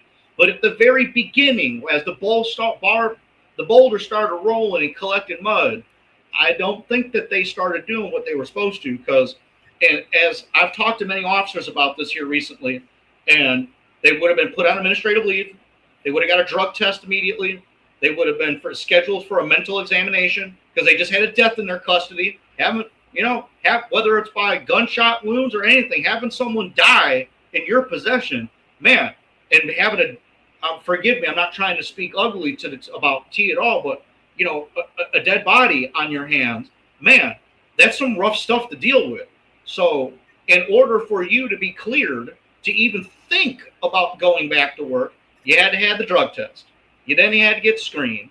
You had to have a medical evaluation, all right, and a mental evaluation and see a counselor, all right. And it would have took a few weeks, not like you'd have had to go through all that stuff immediately over the first few weeks and then still keep going and going through your performance evaluations, maybe some retraining. Ma'am, it would have took damn near 2-3 months in general to be able to get an officer with the death on his hands back cleared all the way, like legit, to go back out on duty. There's no way. There is no way when I'll call it. I'm going to call it. I'm putting my foot down on it.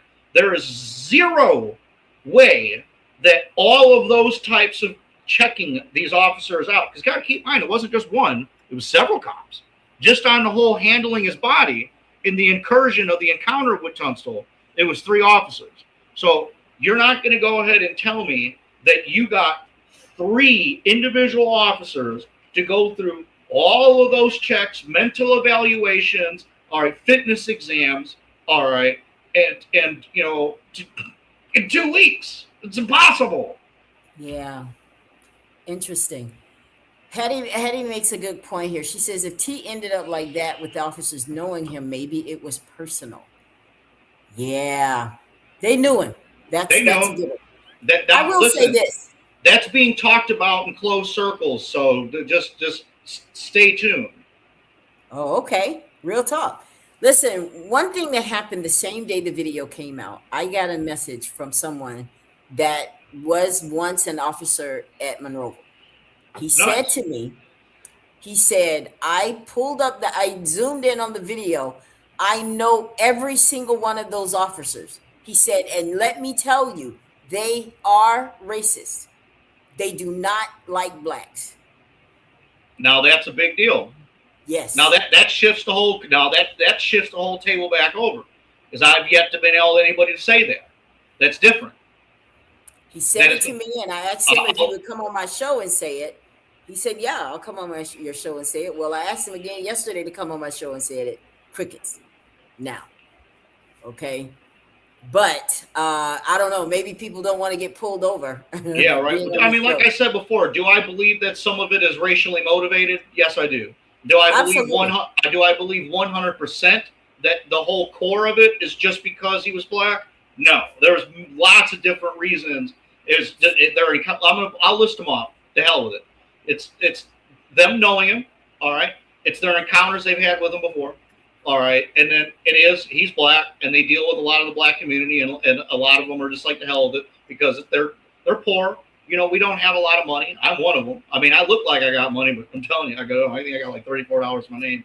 All right, and then you have their performance. Their policy procedures that are dictated.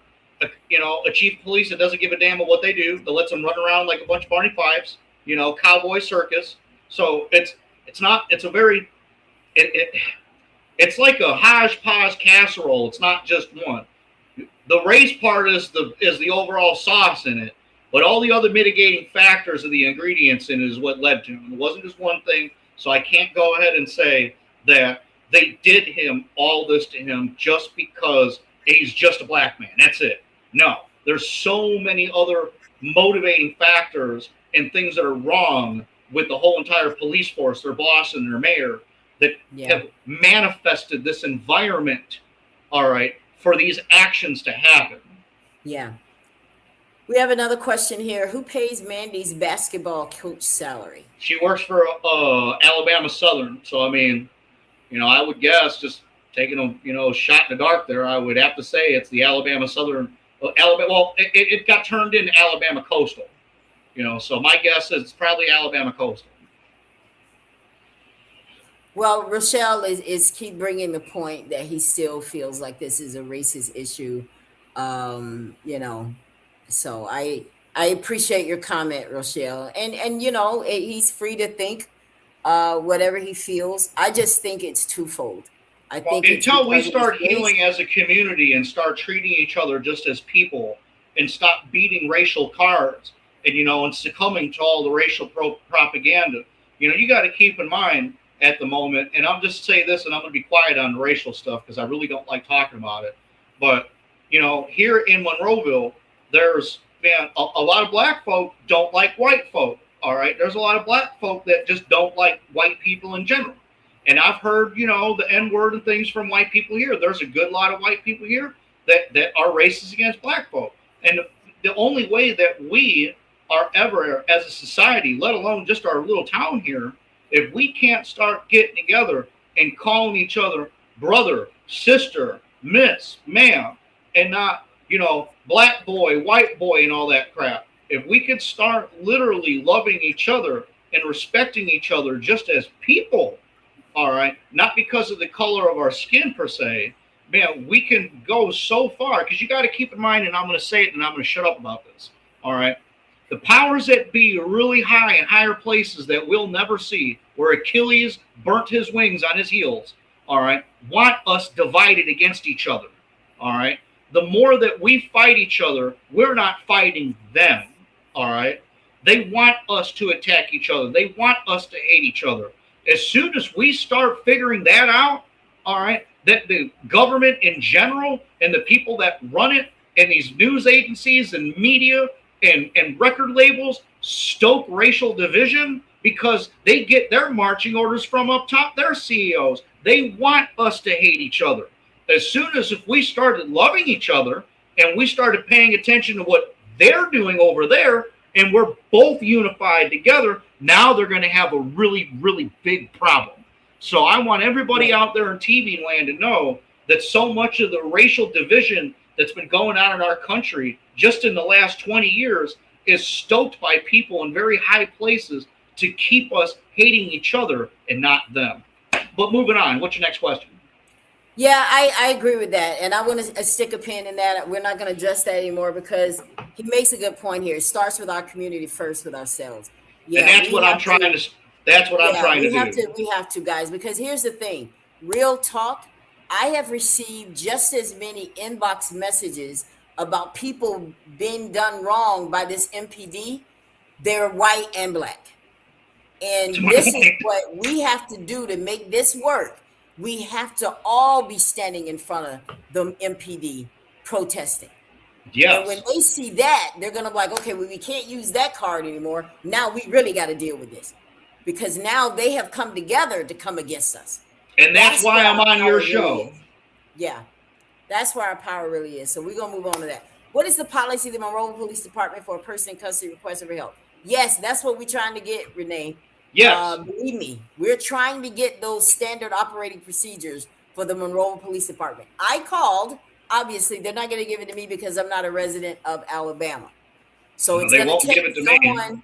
Say what? I said they won't give it to me. But you're required. You're a resident of Alabama. Why wouldn't they give it to you? I'm Stephen Schiller.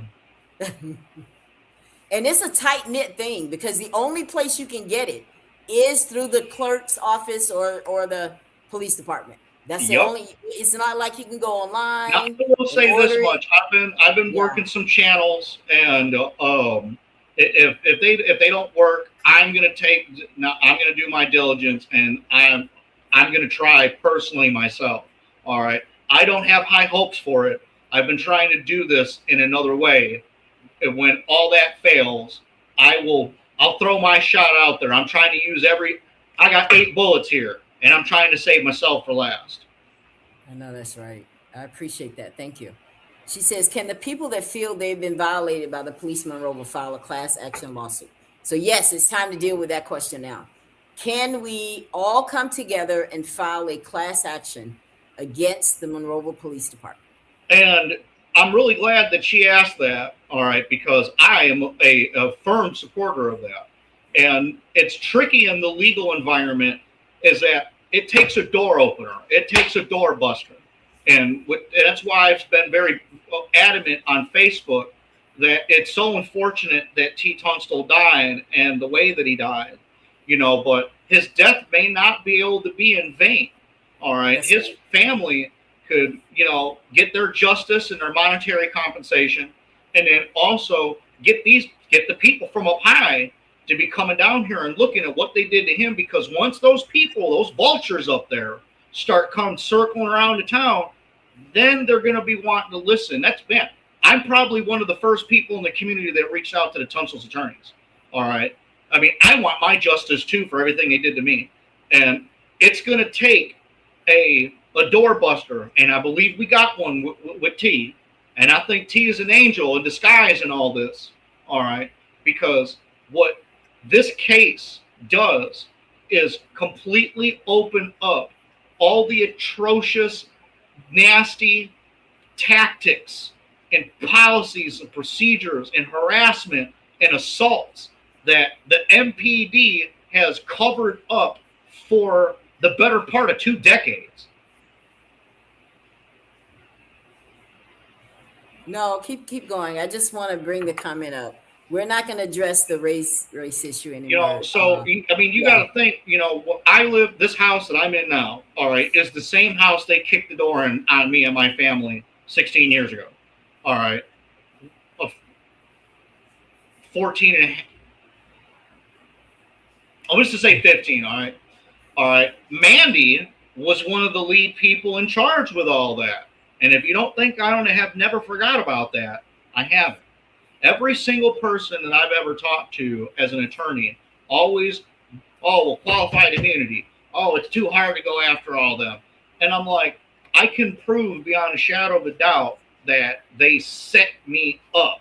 All right. I got paperwork that proves they did it. I personally can get over qualified immunity, but no one cares. But now, this time, you got to think back then, we still had flip phones. All right. You know, the iPhone was like just came out within 2 years. We still had DSL. Facebook was still new. YouTube was fairly still new. We didn't have all these platforms like what we have now. All right. Now, because of the just explosion of the internet, media services, YouTube, and all the other flavors, you know, in the candy store and media, now things like this, it's getting harder and harder for the Monroevilles out there, all right, and the people that run them to cover up their dirty deeds. Because now we have platforms like you, the Ella Johnson Show, other podcasters, independent journalists, all right, you know, the NAACP being able to reach out and have video conferencing. Man, where we are as a civilization for internet right now and what we have for technology, these actions that have been done to T have been being done to us here in Monroeville for 100 years. And I, unfortunately, was one of them. All right. But so with that being said, is I just want you to know that now, and this is where I'm boiling up to my whole point with this, due to where we are technologically and the explosion of media, we can now get our voices and get these videos and the records and the documents that we have. So being able to come up and unify together under a class action with T. Tunstall and this, that's why we need to push this. We need to not let this go quiet. If any of us here in this community, all of us, not just me, I'm being as loud as I am, not just for me, all of you guys, all right?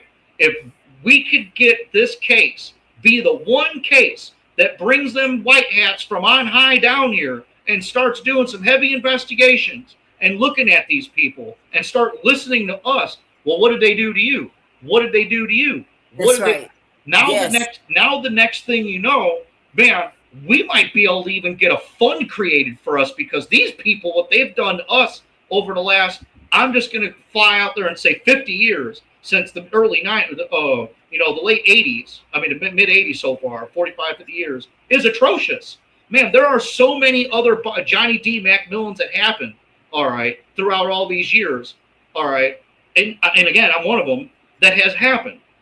It is been a plague and a systematic issue of beatings, setups, conspiracies, all right, inside this little ass town.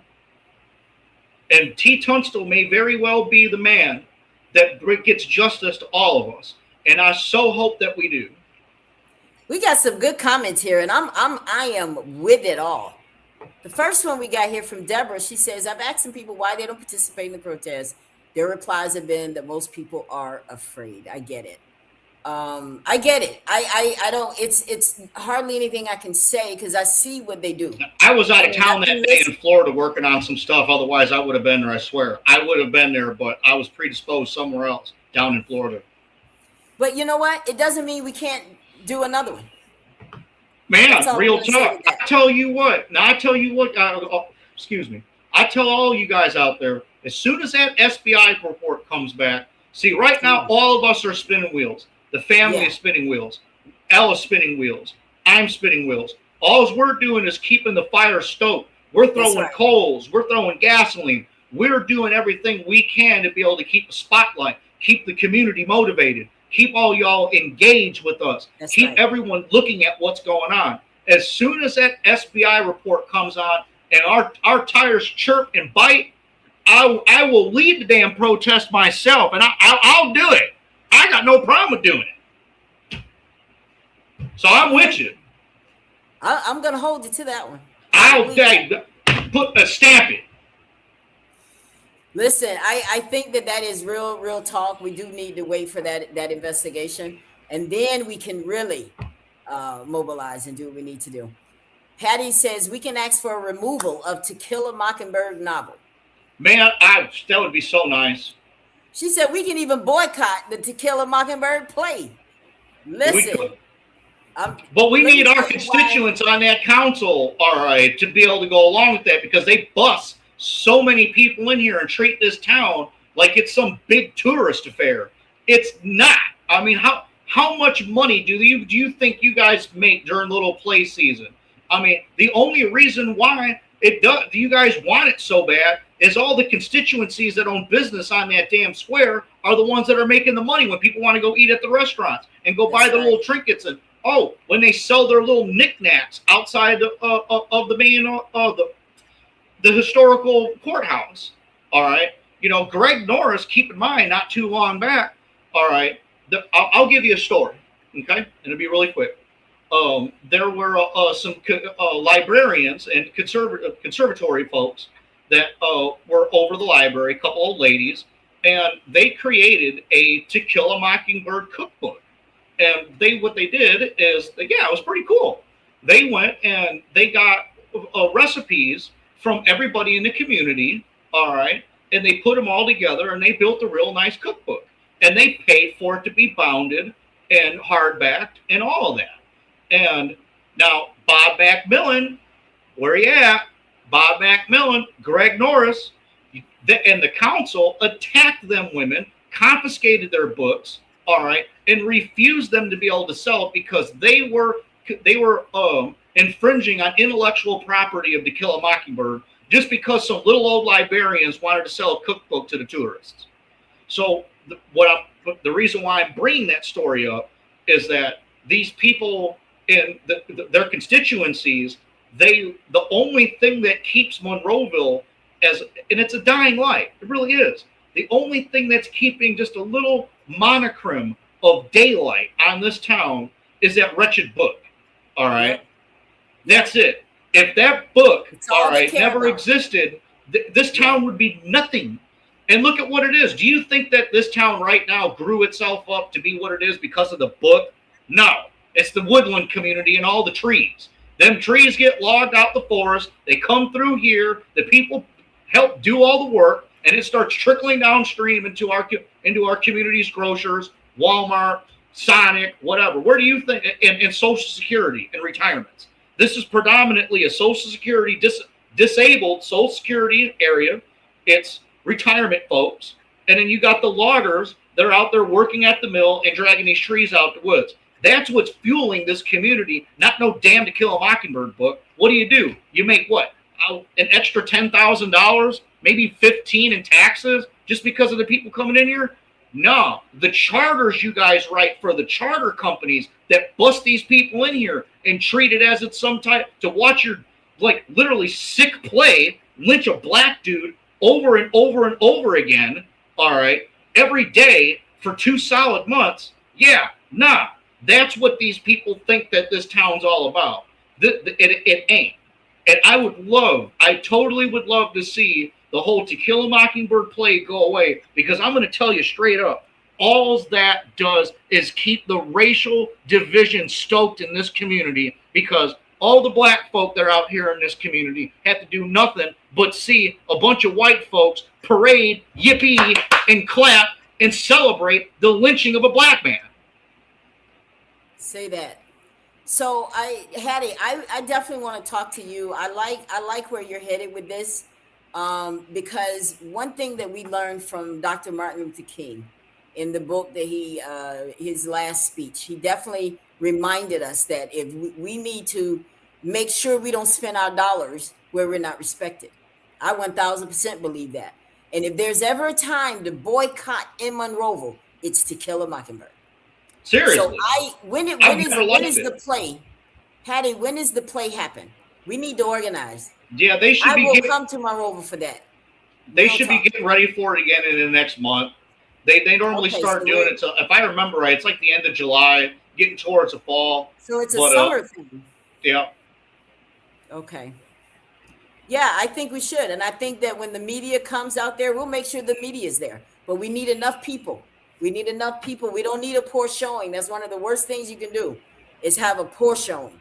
We need to have enough people around that square with all those tourists going live and talking about why we don't agree with it, that we're citizens, we live there. I I would think take that should part of it, happen. and I'm a white dude, and I don't like it. Well, I definitely will be arm in arm, brother. For real. Got you. Gotcha. All right, guys. Well, listen, we're going to get ready to get out of here. What another great show. Stefan, I want you to give the last words. If I had Mayor Charles Andrews sitting right here with me right now, and I could say to you, Stefan, I want you to say whatever you feel to the mayor, and I want you to say it as if you're speaking for the city of Monroeville. What would you tell him? Well, for one thing, I mean, it's evidently clear that he has failed the community. He's failed his own constituencies. He's failed his, I mean, I'm going to say it, his own kind, even his blood, the black people that really thought that he was going to come in here and do something for them, didn't. All right. You know, a man of age at 77 years old that had, you know, such a debilitating neurological brain condition, all right, has no business in governing over us as citizens. I believe that how you've allowed Mandy, all right, to carry on and run that basketball team and let most of a good majority of her time get taken up doing something else. Now, look, is that cool that, you know, we got a member of the community, one of the police force staff that's helping out the girls at the college? Great. All right. Not chief police. All right. There's so many gross negligencies all across the board. Like I've told you personally many times, all right, on Facebook and in posts, you allow the magistrate to office to operate a debtor's prison under the threat of arrest just if we're short on some fines or some money. You use your officers are trained to be able to get as many tickets and as much fine money as possible, and then you use Pat Bowen as a magistrate to literally strangle us for every little bit of pennies we have. We are a poor community. If your stuck up nosed ass had any inclination to what us as poor people have to deal with, I'm on food stamps. All right. You think I like being on food stamps? I don't. All right. I wish that I could be able to do something. I have an autistic child that my wife's the only one working that needs round around care 24/7 a day. You know, I'm like daddy daycare over here, but there's so many of us out there. All right. If you had any care for us as people, where were you and your council trying to get Ford, Craft, Chevy, Hyundai? All right, man, you name it, anything here. When you guys went 20 years ago, or but you weren't here, I'll give you a pass on that one, but you're here now. All right, you had that industrial complex out on Experimental Farm Road. All right, that you touted was going to be the new area to bring factories and business into here. The council ran ThyssenKrupp out of here just because it was too big. I mean, ThyssenKrupp wanted this area due to the rail infrastructure here, and it was far enough away from the Gulf that really bad tropical storms cushioned themselves out. Monroeville was advocated heavily to be the target spot for ThyssenKrupp. Every single unemployed person in this area would have been working there. This town would have been flooded with money. My point is that you're here now and you've been here for 6 years. All right. You have done nothing for the working class person. You have done nothing for the unemployed. All right. You do nothing but have your officers run around and treat us like shit.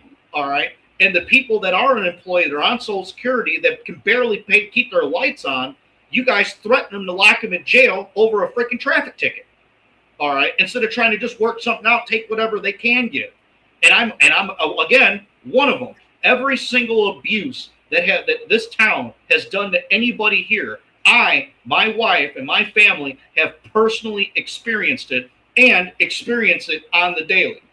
You, as a mayor, especially a top cop with all your credentials that I applaud you for everything you've accomplished in your life. You could have brought that down here and fixed the Monroeville Police Department, laid the law down, all right, cared about this community, started getting the dope off the street, would have got your little puppy dog here 6 years ago, all right, and did something for us.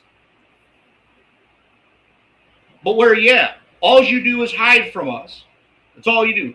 You hide from us. Every single time someone tries to get a moment of your time, you ain't got it. Nah, but if you got a big old fat checkbook or they're one of your constituents, you'll see them all day long.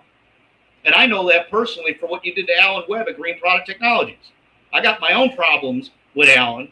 We all know that. But the way that you treated the man tried to pay you many a times. He offered to give you $25,000, $30,000 a pop. And you kept sliding his checks across his desk telling him that ain't good enough. You forced that man out of that building on purpose just to get Bad Boy Mowers the building. And you did that. And you know you did because you had a stroke while you were doing it. You couldn't even handle, all right, the eviction process of someone in a building legally, all right, jockey the next tenant into the building effectively and legally, and you had a stroke over it. So if your physical and actual medical capacity that was used to be in you is no longer there because no one has a stroke in the middle of a business deal. So what do you want to say to him about T. Tunstall before we get out of here?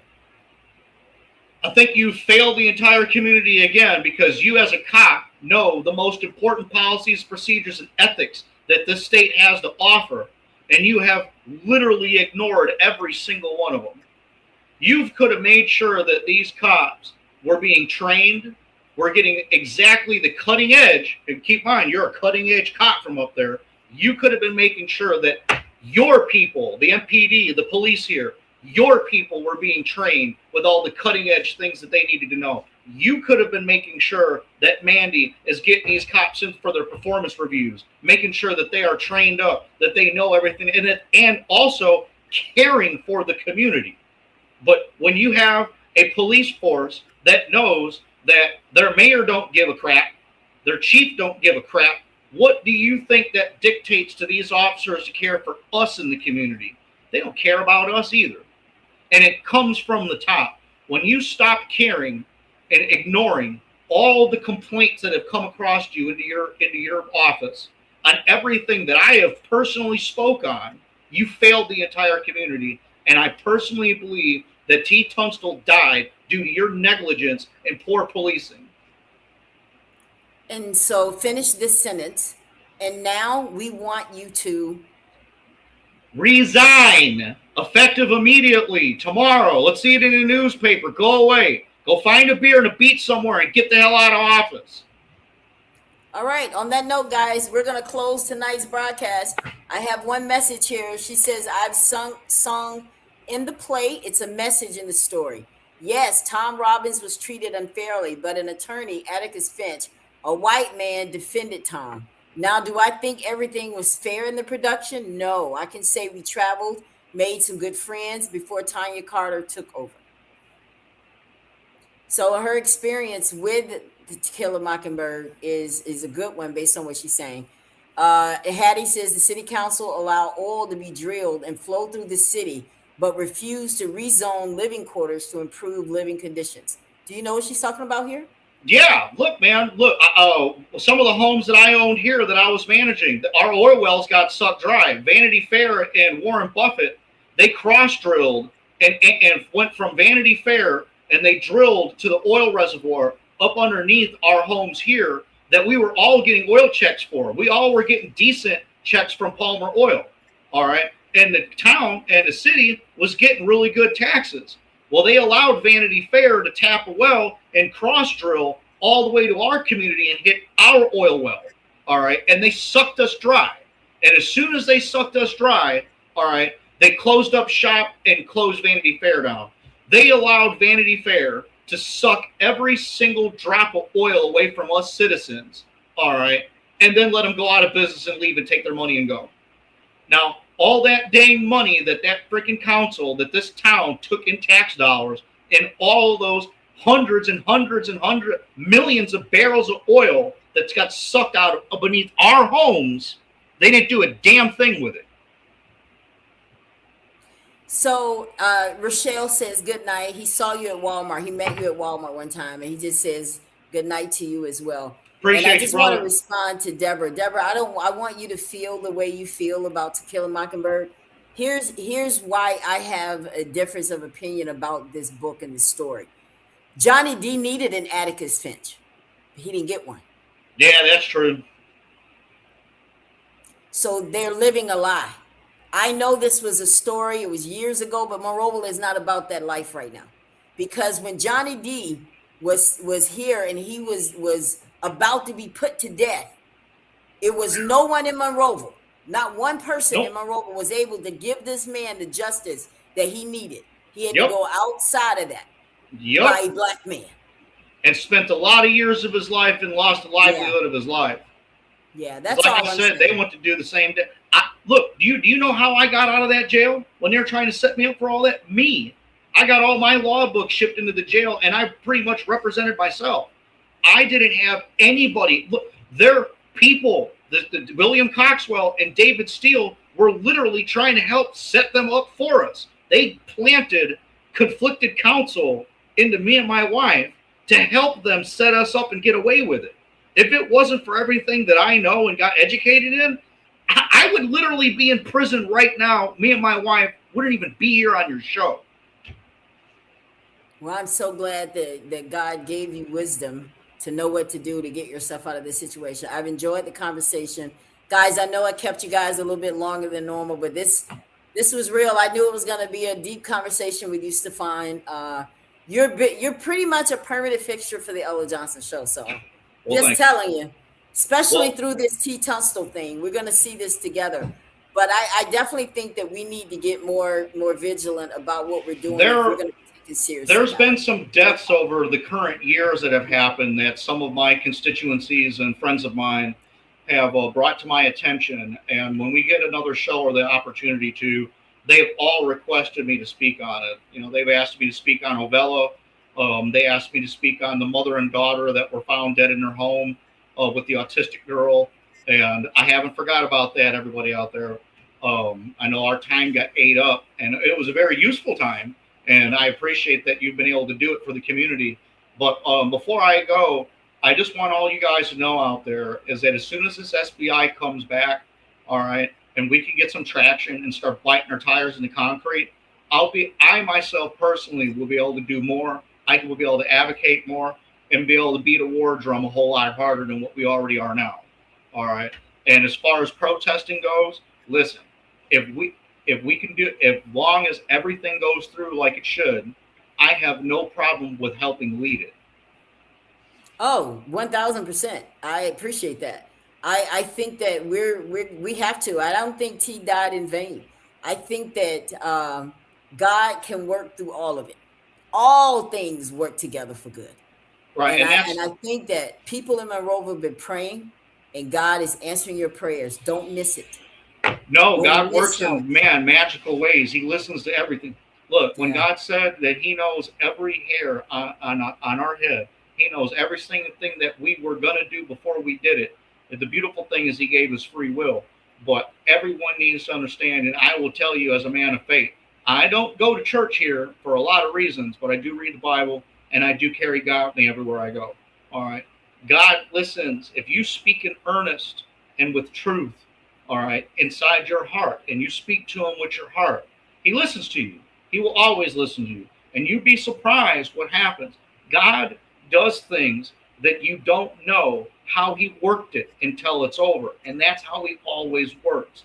So be known that T Tunstall right here is not dying in vain.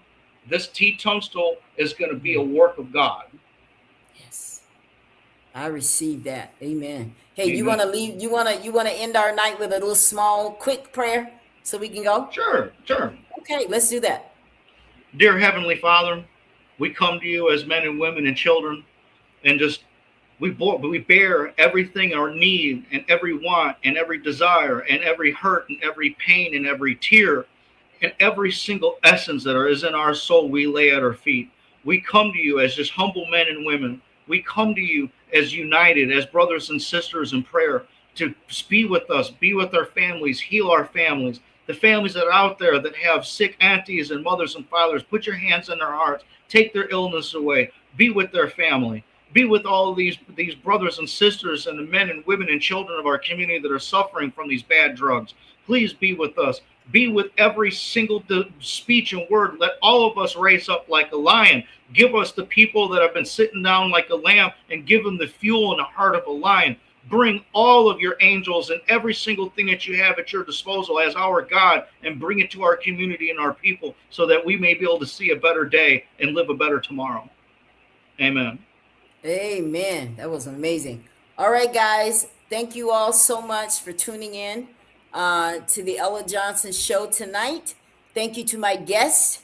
We'll be together again, 1000%. Guys, have a wonderful weekend. Be safe out there. And we'll see you next time right here on the Ella Johnson show. Have a great God evening. bless.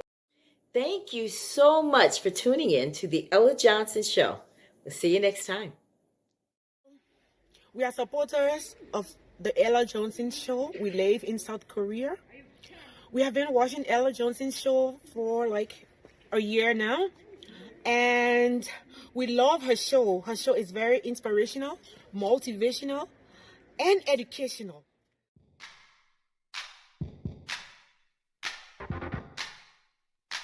If you would like to be a guest on the Ella Johnson Show, send an email to theellajohnsonshow@gmail.com or send a text message to 407-334-6997.